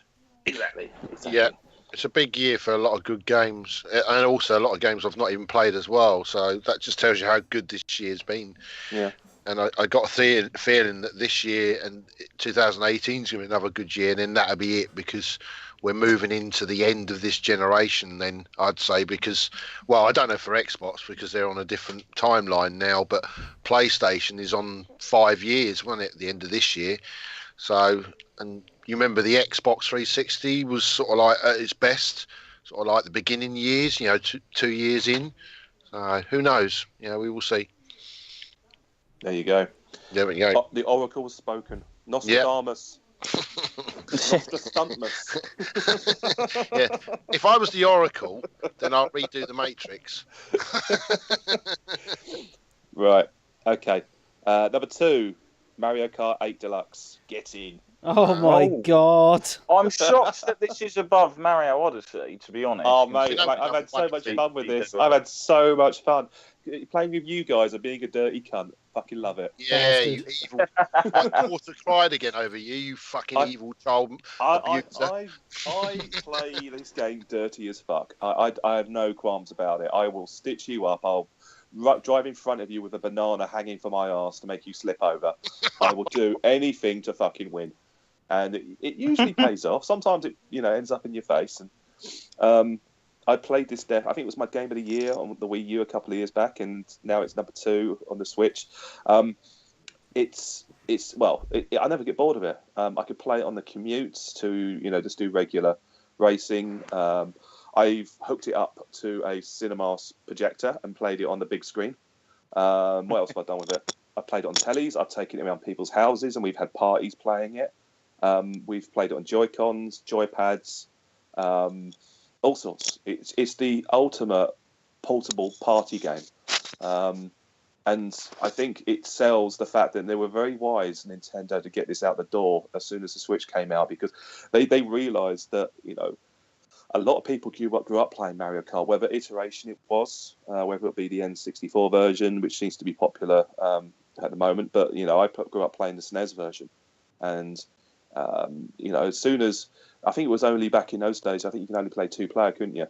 But when, you can play 4-player, now you can play 8-player, now you can go into an online lobby and play against 16 other people, 12 other people, sorry. There's a massive audience out there for it, and everyone loves it. You can give it to non-gamers, and they fucking love it. They'll pick up a pad and they'll play it, and they'll laugh their heads off. They do shit, but they love it. Absolutely amazing. Any comments on that, lads? No, it's a great game, and it's something. It's one of those games that I picked up when I bought my Switch, and then it was a bit of a grower on me, because when I bought the Switch, I didn't really play it that much, but recently, in the last, I'd say, month, I've been caning it. Just playing it online, just having a laugh, taking it into work. When we have a break, we have a few games together and stuff like that. It's just good fun, Mm-hmm. So, yeah, agreed. Good times. And number 1, Legend of Zelda: Breath of the Wild. I fucking love this No game. surprise. So your top 5 are all Nintendo games. Yes, they are. Dan. There's nothing wrong with that. No, there's nothing wrong with that. It's just quite funny. Yeah, what is funny? It's funny. My gaming habits have changed so much. I remember the days we used to sit around the Xbox 360 and just play anything that came out. Really, I spent so much money on games I didn't really like. So, what I've done now, though, I've kind of quality over quantity. If you see what I'm saying, I'm not pre-ordering stuff off the bat. Doing I've pretty. Pre-ordered Bayonetta 2, but I know that's going to be in short supply on launch, so I want a copy of that. And the Switch just fits my needs perfectly. I can play it in bed, I can play it on the sofa with the telly on, I can, hop on a train and off I go. I never play in TV mode, never do. Wow, really? Zelda's really fun on the TV, dude. You should have. Yeah, I used to, but I'd rather play it handheld. It's replaced everything. I can't wait now to get a Netflix or Amazon, the streaming services on there when Nintendo go full whack with their online service later this year, because it's coming. And I think they've already announced Hulu. Is that right, Colin, in the States? I don't know. I believe so. it. See, I'm weird. Like when I play it in portable mode, I still use the Pro controller. See, Really? I don't think there's a need for one of those. I don't. Oh, it's so good. It's Actually, it's so bloody good, mate. It really is. Yeah, I tell you, the only time I play it in TV mode, I correct myself here, is when I'm playing Ultra Street Fighter 2. But that's it. So it was easy to play that game on the big telly. But yeah, all good, man. That is my top 5. Ooh. There's no iOS games. Would there have been iOS? No, there wouldn't have been. Nah, it was all Nintendo this year. Wow. Best All year people Nintendo are ever waiting. had. I think all people are waiting for them to release now, which is an utter no-brainer on a system like that, is Mario Party. Oh, I thought you were going to say Pokemon. Mario No, Party. that's going to be coming, but I haven't heard of Mario Party announcement. Have they announced Mario Party? No, probably buy it if they do, because I mean, I've bought every other one of the Mario Party. I've got quite a few of them here.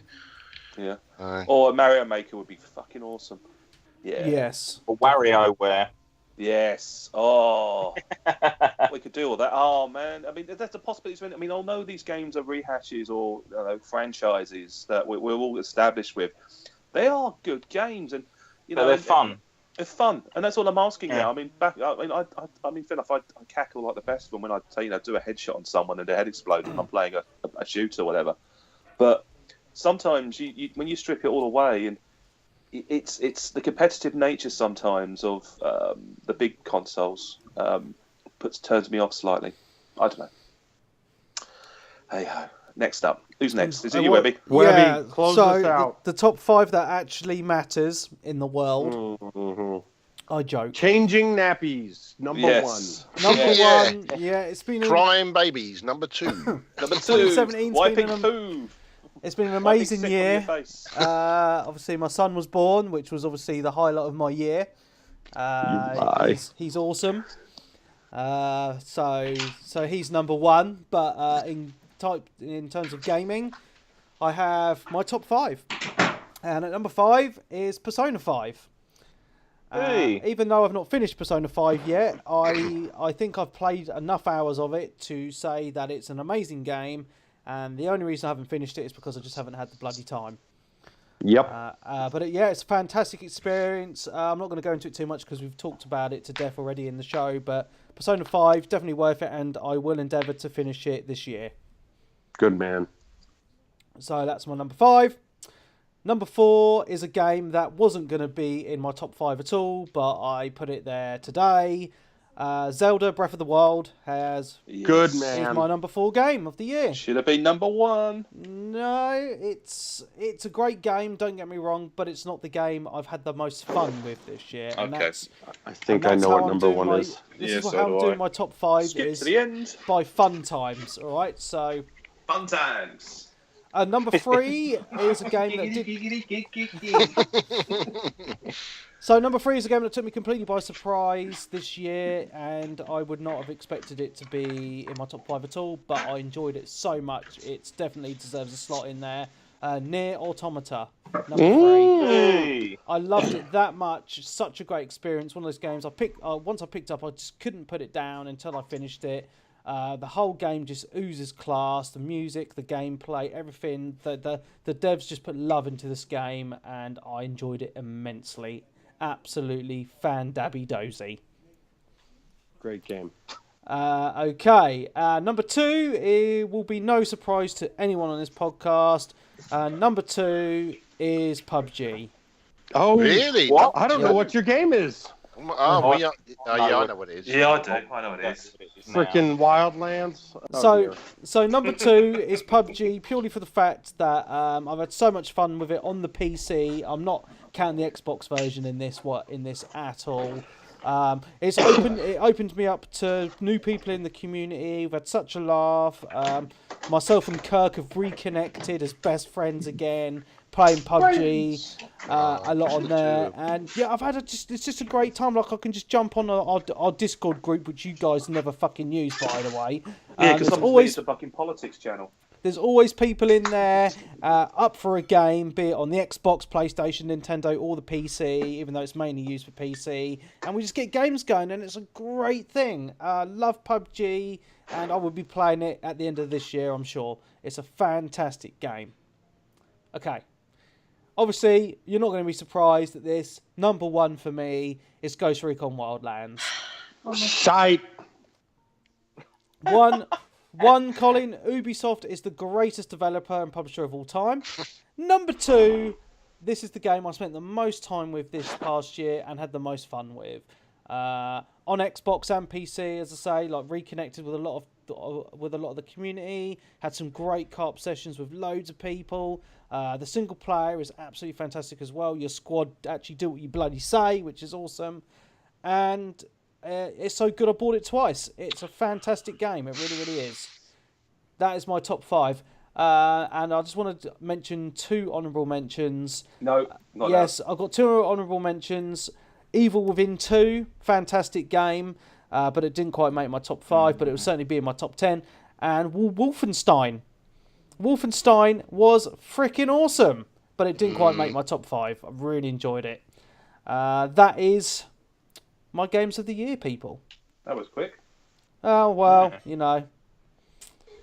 So, would you want to read any of the community top 5 now? Yep. So, the only reason I went really quick is because we'd mentioned all the games already, so I didn't want to just say the same shit over and over again. Okay, yes. So, the community did do some top 5s, and I'm just trying to find them. I found them. So, Mark Cranmer, his top 5. Number 5, Mario Odyssey. Number 4, Divinity 2, Original Sin, which is a great game, by the way. Yeah. Number 3, Zelda Breath of the Wild. Number 2, Horizon Zero Dawn. And number 1, Ghost Recon Wildlands. So it's someone else who agrees with me. So up yours, Colin. He only played that recently as well. Paul Clark says number 5 was a game called Aero. Never heard of it. I've heard it. Number 4, Fortnite. Number 3, Forza Horizon 3 Hot Wheels add-on. Number 2, PUBG. And it's number 1, may shock you, Wolfenstein 2. Good choices. Nicky Wilson, top 5. Number 5, Sonic Mania. Great game. Number 4, Guardians of the Galaxy Telltale. Okay. What? I know. Number 3, Mario Odyssey. Number 2, Life is Strange Before the Storm. And number 1, Persona 5. Yep. I'm only going to read a couple more. Because that's all we've got time for. Do them all. Mate, there's like 20. There's like 20 odd. Do them all. No, do them all. We'll suffer through it. Jeremy King, number 5, Fishing Planet. Number 4, Persona 5. This is the gold bits. You go, what the fuck is that? Yeah, I know. I Fishing think it's Planet. actually a free-to-play fishing game, if memory serves. Okay. Number 3, The Division. You can't have that in there, man. It came out 2 years ago. Yep. No, it was last year. Okay. Yeah, Number really was. 2, Final Fantasy No, 15. before last, wasn't it? Oh yeah, That was the year Final before Fantasy last 15. as well. Yeah. And number 1, Ark Survival. He hasn't even got any games that came out this year, apart from Persona. Fuck's sake. You're not playing by the rules, Jeremy. Kyle McClemore. Number 5, Assassin's Creed. How'd you say it? Macklemore. Macklemore? Nah, it's Isn't McClemore. a musician? It's Kyle McClemore. That's how I'm saying it. And he can... Kyle, we've been on here before. Yeah, it's He Kyle. has. We know him well. It's Kyle McLemore. We know him well. Carry Well, on. that's how I pronounce his name. Right, so number 5, Assassin's Creed. Number 4, Tekken 7. Oh, good. Yes, good choice. Cool. Tekken 7's all right. Yeah, number 3, Dragon's Dogma, Dark Arisen for the PS4. That's cheap. That is last year. No, Zelda. it was actually re-released this year. Yeah, you could add it because Splatoon and Mario are this year, Oh wouldn't man, I should have added Skyrim into my top 5 on the Switch then. Balls. You could have done. Yeah. Number 2, Zelda Breath of the Wild, and number 1, Nier Automata. Automata. You can't pronounce shit on your own podcast. Mate, that's because I'm drinking Single Barrel Select, all right?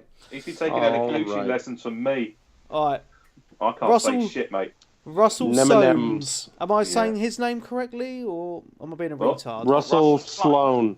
No, it's Soames. He only has a top 2. What?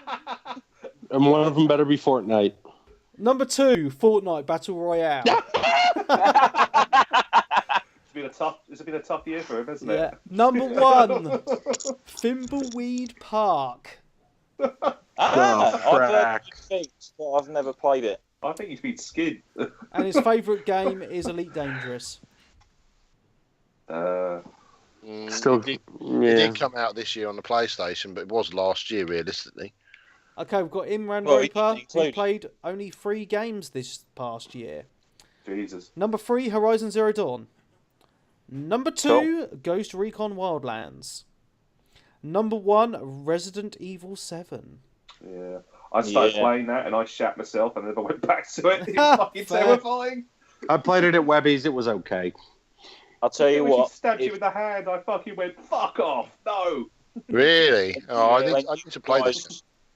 When you guys on the PC actually get the VR add-on for that game, replay the whole thing in VR. No, because I will probably shit my pants. Yeah. Okay, Kevin Kernan really enjoyed shooty games this year. Number 5, Fortnite Battle Royale. Yeah. Good man. Number 4, COD World War 2. Uh-huh. Number 3, PUBG. Number 2, Destiny 2. And number 1, Star Wars Battlefront 2. Yeah. Interesting. First mention for Destiny 2. Yeah. And Star Wars Battlefront 2. Yeah. Tells you how the mighty have fallen. Okay, next is Jason Adams. Hello, Jason. Jason! Number 5, Destiny 2. Oh. Number 4. Open my mouth too soon. Need for Speed Payback. Seriously, come on. I bet he played the EA Access trial. Probably. Number 3, Fortnite Battle Royale. Number 2, Assassin's Creed Origins. And at number 1, Star Wars Battlefront 2. What the fuck is going on with our community? I don't know. It's what people enjoy. Okay, it would be on Peebs' if he came on. But I reckon Evil Within 2 would be his number 1. Yeah, I reckon it would. He's played it twice. That's how much he loves it. Okay, Paul Simpkin. Hello, Paul. Number 5 is Prey. Number 4 is PUBG. Number 3 is Wolfenstein 2. Number 2 is Ghost Recon Wildlands. And at number 1 is Assassin's Creed Origins. Ghost Recon is getting into a lot of people's top 5s. Colin, you must play this game. Nope. Such a I watched you bastard. play it. I watched you play it, dude. Fortnite for days and weeks and months. Evan Thomas Broughton only has 3 games. Number 3 is Persona 5. Yay, good job, He borrowed that from you. Number 2 is Nier Automata. He borrowed that from you as well. Yeah, he did. He borrowed that from Number you. 1 is Zelda Breath of the Wild. So out of all 3 of those games, he's bought one of them. Well done. Which one did he pay for? Zelda. Oh, good for him. So you have 2 copies at the house? Yes. Okay. Okay, David Simpson. Hello, David. Number 5. Oh, I've got to say, can we just mention about David Simpson, Bollo? Yes, apparently Oh, he had yes. a rough night. Him and Elliot met up in Melbourne literally a few hours ago and ended up with Dave passing out. He pulled a Clarkie. Yeah. Passing out on a sofa in a hotel lobby, and his wife had to come and get him. Lol. Legend, absolute legend. You see how short he is compared to Elliot as well. It's hilarious. Yeah, Elliot texted us. Balo's currently lying on the pavement. Epic. For the win. I want to hear his side of the story if he can remember it when he comes to. We'll try and get him on next week. Yeah. So his top 5 are David Simpson's top 5. Number 5, FIFA 18. Boo. Boo. Number 4, PUBG. Yay. Number 3, Forza 7. First mention for that, isn't it? That did come out this year, didn't it? It is a good game, but not worthy of top 5 in my opinion. Number 2, Assassin's Creed Origins. And at number 1, Path of Exile. What? I started playing that actually the last couple of weeks. It's pretty decent. It is good. It's For a free to free-to-play, play, it's available good. on all systems. Give it a go. Or the PlayStation. I thought it was on the PlayStation. No, I don't think it's. I don't think it's on the Switch or the PlayStation. Okay, so just Xbox and PC then. Pretty much, I think. Okay, fair. Blah, blah, blah, blah. Tom Harding. He has 5 games. Number 5, Cuphead. Good choice. Good game. First mention. Number 4, Destiny 2. Bollocks. Shit game. Sorry. Number 3, PUBG. Oh, pissed a lot of people off there, Dan. Number 2, Resident Evil 7. And at number 1, Dan will be happy, Zelda. Yeah, good man. Okay, Sean Davidson has his top 5. Hello, Sean. Number 5, Injustice 2. Was that any good? Game. I never played it. Yeah, it was pretty good. Yeah, if you like superheroes and DC, I suppose. Fair. Number 4, Mario Kart. Number 3, Fortnite. Number 2, Mario Odyssey. And at number 1, Zelda. A lot of Nintendo Good games. list. Yeah. Final Nintendo top... Master Race. Okay, we have the final top 5. Okay. From Jamie Jacker. That is his actual name. He says he would have Witcher 3 in his top 5, but obviously it's quite old, but it's awesome. Number 5, Mass Effect. Whoa! What? Oh Andromeda? my gosh! Yeah. I forgot that Fair game. enough. Did that come out this year? Yeah. Yeah, it might have been early year, wasn't it? Yeah. Number 4, Mario Odyssey. Number 3, Call of Duty World War 2. Number 2, Zelda Breath of the Wild. And at number 1, Assassin's Creed Origins. Hey. That is everyone's top 5s who put a comment in the Facebook group. Most of you have a good head on your shoulders. Others, Mm-hmm. I don't know. At least we didn't get anyone. At least no one added a Connect game this year. We had that once. Do you remember that? Well, the Kinect is actually dead now. Well, yeah. I know. Yeah. They've actually. I want to even... sell mine. It's going to become priceless. Yeah, well, they've stopped even manufacturing the adapter, haven't they? So it works with the S and the X. R.I.P. Kinect. Oh, well. We were excited Let's for you close this once. down and play Fortnite. Going to close this down. Thank you, everybody, for coming on. It's been great. Nice to hear from you all again. It's been too long. Cheers. We will be recording again next week. So we'll actually, for the first time in ages, be doing a podcast for 2 weeks in a row. Wow. Yeah. So it's been great. So thank you very much. So from me, Mark Webb, Gamertag, Pearson, D-Stim, ID, Webby317. And from me, Collie Wally. And for me, number 1, Stuntmaster. Sensei Switch. And Cinnamon. So thank you very much. Don't forget to visit our Facebook page. I was about to say, the website's dead. It is dead. It's not even online anymore. It died a death. R.I.P. Mojo website. Yeah, you can find us on Facebook, facebook.com/groups/Mojo Interactive. And you can also find us on Twitter at Mojo_INT. And that's it. That's all the places you can find us. Discord link will be in the show notes as usual. Please join that for fun, chatty times. And that's about it. So thank you very much. We shall see you next week for definite. Goodbye. Oh, Nice. almost on cue. Yeah. Yes. Whatever that was. I'm playing GTA 5. It's the only game I play when I do the podcast. You shouldn't be playing games and podcasting, Stunty. I didn't. I've had The Simpsons on in mute in the background. I've been playing Dig Dug. Hello. I'm getting on Fortnite. There is just... God, no one takes this seriously anymore. Dude, I I'm coming from you. I didn't play a game the entire time. I was lying on my bed. I was sitting upright in and my hand was not PC touching chair. my penis. Well done. First time ever. No diss then. Oh, that noise again. Nice. Oi. Nice one, guys. You guys, Well, who's got work tomorrow? I have a week off. Will you game? I will game a lot, if I'm allowed. Mm-hmm. If I don't have nappy duties to attend to. Just let them run around naked. Yeah. Depends how polling out. Well, there's nothing worse than when you're changing a little boy's nappy And as soon as you take the nappy off, he pisses all over everything. Always happens. And it's especially comical when it goes in a little arch and hits him in the face. That's just comedy gold. But he did piss on me last week, and I was not amused. Have you been thrown up on yet? Yes. So many bodily fluids come out of children. Colin's kids in the background.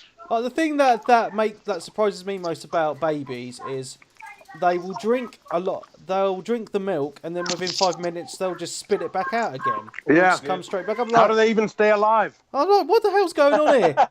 You're wasting those precious resources that have come out your mother's boobs. Come on. Goodness me. No, nothing is sacred the anymore. term paps. Breasts.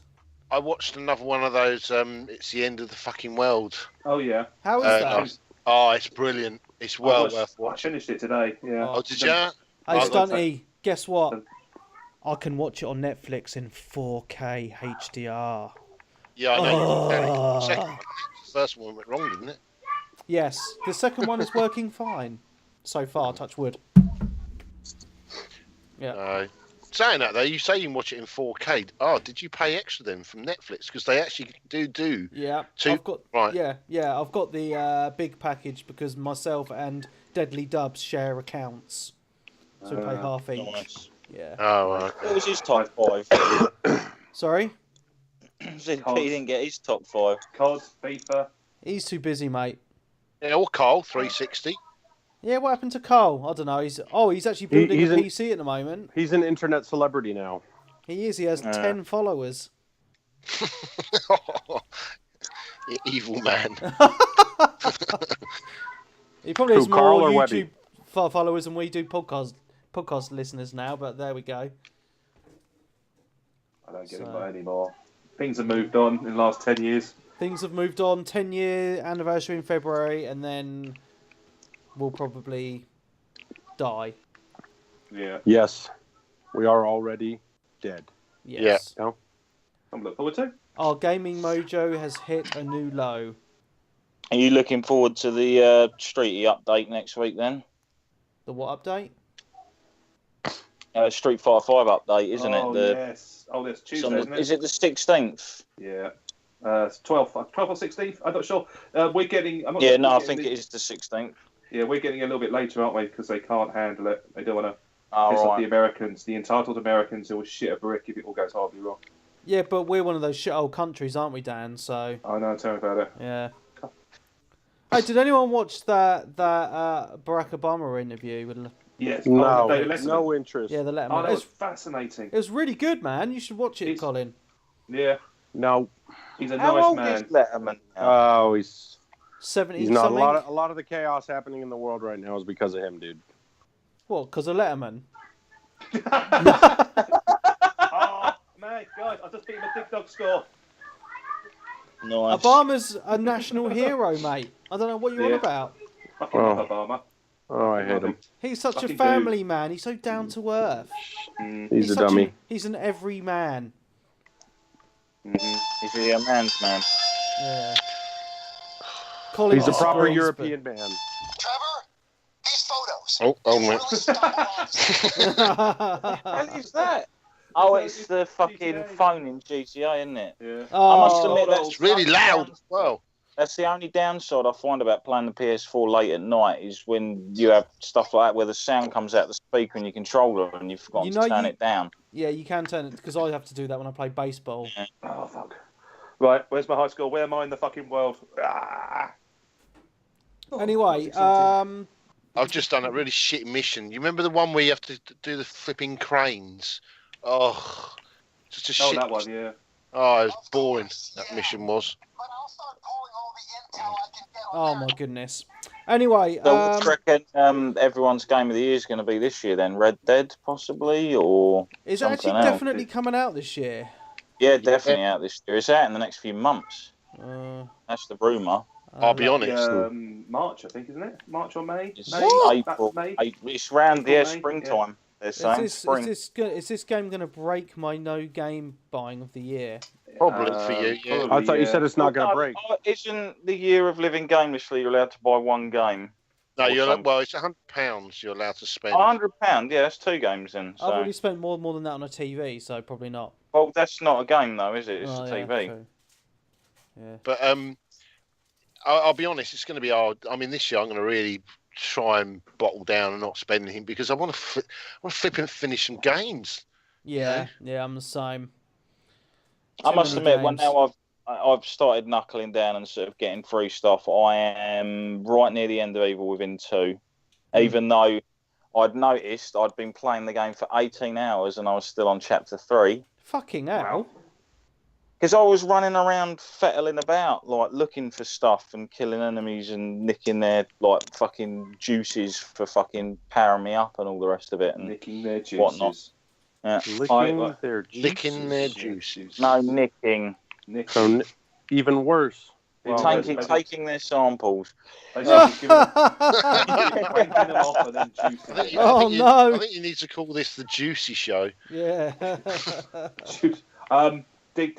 I'm now 76th in the world on Nintendo Switch with Dig Dug. Get in. Is that on the Namco Museum thing, Dan? Is that on the Namco Museum thing, Dan? It is, yeah. Let's see where you are. I don't think I've even played it yet on the Namco Museum. No, because I've been really into the some of the Neo Geo games that I've purchased. Oh, they've recently brought out Art of Fighting 2, haven't they? Which was fucking that was a legendary game back in the day. That is one game. King of Fighters. I didn't actually buy it. I'm actually getting that now, actually. Yeah, Art of Fighting 2, I remember, was one of the games I actually finished on the very hardest difficulty setting without losing a round, and you had to do it to unlock a fight. I think against Geese Howard. It was like a secret boss fight sort of thing. That was like a wicked achievement of mine back in the day. There we go. £6.29. We've been playing the Wii U quite a bit recently because my daughter's been playing Scribblenauts. Oh, nice. Yeah, because it's quite a good educational game, isn't it? So, even though she didn't know what scurvy was today, though. I've been playing Shenmue on the Dreamcast. Oh, with your blank disc versions, yeah? Yeah. Oh, loads of Dreamcast games, man. That's something else we might see this year as well, wouldn't it? Remaster. I hope they sort the controls out, because on Shenmue you have to use the D-pad to walk around. That's fucking well retro. Mm-hmm. Yeah. Like a tank. He walks like a drunk. He does, always on fucking drugs, and he's just basically so slow and he's fucking detached from the world. Oh, I know one game that might test your powers as well this year, Webby. Go on. Because you've always appreciated the other games in the series, Metro. Oh, fuck! I reckon Splinter Cell come out this year. Oh, mate, I'm going to be asking for loads of games for Christmas, and I won't get any of them. When's your birthday? You can sneak that in there as next well. Next month. Be like being a kid again. It's not, because it's next month. There's no fucking games coming out next month. Just get an IOU. Yeah, just ask for game vouchers. Just ask for an IOU, mate, and off you go. Well, I have already asked for an Xbox X and been told no. You will get one of them before Christmas, I guarantee it. I really want one to go on my TV, but yeah, you will break on that. I know that. I'm not really that bothered. It's a lot of money, mate. Even though I've seen they've dropped to £400 already. Yeah, I'll wait till they're 300 before I get one. And they'll be that next year. I have 2 Xbox Ones in the house anyway. I could sell those. You could. I mean, technically, when I traded mine in, I got about 90 to 100 quid for mine. So I think they've dropped a bit more. That's 200 quid off there and then, mate. Well, the launch day Xbox, you get 65 quid on trading. God, so you might as well use it as an ornament. I got 90 quid for mine. Yeah, but I'm talking about now. You were the beginning of them all being, chucked in. Yeah, because the thing is though, the launch day Xbox is shit now because it won't even do like 4K Blu-rays or 4K streaming or anything, whereas the S does, and that's why people want it. It's like the cheap version for. It does do HDR. The S does HDR. Yeah. No, the original doesn't do HDR. No, it doesn't. No. The S does. So the S is actually a cheap 4K Blu-ray player and 4K streaming device. Yeah, and HDR as well. Yeah. Yeah, I use that. I use that one for my Blu-rays as well because it does enhance them as well, doesn't it? Yeah. So, yeah. Even I don't know if it does DVDs. Not really sure on that. But then some of Yeah, it does. all the DVDs I'm watching are about 50 years old anyway. I've been watching Clint Eastwood films at the moment. That's good. Any which way but loose. So tell you what's weird though, yeah, because watch the TV I bought is curved, and I didn't think I would like curved TV, but it's really fucking awesome. I thought they were phasing out curved Yeah, I TVs. thought curves. No, were they're phasing still out. making them. I'm not a fan of curve, to be honest, but that's I just quite my like own. it. It's immersive. It's all right if you sat right in amongst it, sort of thing. But obviously, if you're Love off it. to the side, it's not going to be as good. Is Leon is saying in the background it's no different. We've my got opinion. We've got a big room, so we had to have a flat so that we could see it from the living room or from the back room when you want to eat your dinner. God, do you remember the old tellies back in the day, or like computer screens, where if you sat offset, it'd be like looking at a negative or something, like a negative style image. Yeah, man. Or Yeah, I remember that. Old school. Well, I'm going to jump off because I haven't actually eaten anything. So yeah, no worries. I'm going to it's grab like myself 10%. something. What vegan dish is on the menu, Webby? What? Are you still vegan? Yeah, you still vegan? Yes, I am. Yes. Are you My enjoying miss is it? talking to me as well. Sorry, what would you say? Are you enjoying it? Yeah, it's fine, mate. It's no issue. Has it affected your libido? No, it's made it better, probably. Do you eat meat when you're at work No, during your lunch break? no. Really? Yeah, Every Who's lost- opportunity you get on the street, you say, "Hello, my name is Mark Webb. I'm vegan." pretty much. Yeah, that's how I am now, mate. Wear a t-shirt saying it and everything. Yeah. Yeah, Wow, you got the Leon hat. is saying, Dan, we need to do a meet-up because she wants her vinyl. Yes. Because I bought that over maybe a year ago. Can we do the next meetup in America, please? Are you paying for flights? Hey, pay for flights. Webby, just Yeah. pick weekends. We'll pick selection weekends. Let me know, and then we do well, magic. I'm going to London on my birthday for this arcade thing. Are you coming? When's that? When's that? Is it an arcade fair? Is it? It's like a retro arcade thing where you go in and play arcade machines all day. All right, that sounds interesting. On the 10th of February, my B-day. What day is that? Probably Saturday. It's a Saturday. I'm busy on the Sunday, but I could probably make the yeah. I Tell me more think details. Deadly Dubs is coming as well. Okay. Yeah, I'll try and make an effort, mate. I'll send you the details after we've finished this because Leon's gone. yeah. So And then we'll go out and get shit faced, yeah. yeah, man, we'll get fucked up. Yeah, awesome. Cool.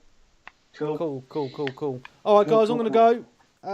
See ya. We'll sort out the arcade thing. Colin, we will do America at some point. Yeah. And get shit No, faced. we won't. We'll get shit faced in Utah where the beer is illegal. It is not. At only 3%. No, that's only if you buy it at gas stations. And we will go and shoot some guns in the wilderness. Yes. You don't want to get people too fucked up when they're driving, eh? Correct. Don't mix guns and alcohol. Not a good thing. Ryan, you bet. I won. Before we go, just the last thing to you, Dan. Yeah. You know you go to Grubs. Oh yeah. Is it actually called Grubs? Yes, double B. So I did go past it the other day. Right, okay. Yeah. Right, okay, because I was in Brighton. I'm in Brighton tomorrow. Oh yeah. I'm in London tomorrow. Sorry. Well, I'm always in Brighton. Well, if you want to, I mean, Grubs is. I haven't been. What's one of Grubs? About 2-3 weeks. Why does he have to cough it up? It was magnificent. He bet me $5 on something on Fortnite, and then I was right, and now he's not giving me $5. $5, eh? Sorry about that, guys. That's all right. Guys, I'm podcasting and you're freaking whining and whatnot. Right, guys, I'm really going to go. So, Love you, miss you. been Say hi to awesome. Leon, even though she Yeah. hates me now because we got into an argument about veganism. that's fine. All right. I'll talk to you all soon, all right? I'll catch you later. Yeah, See ya, bye. See ya. Bye. Bye.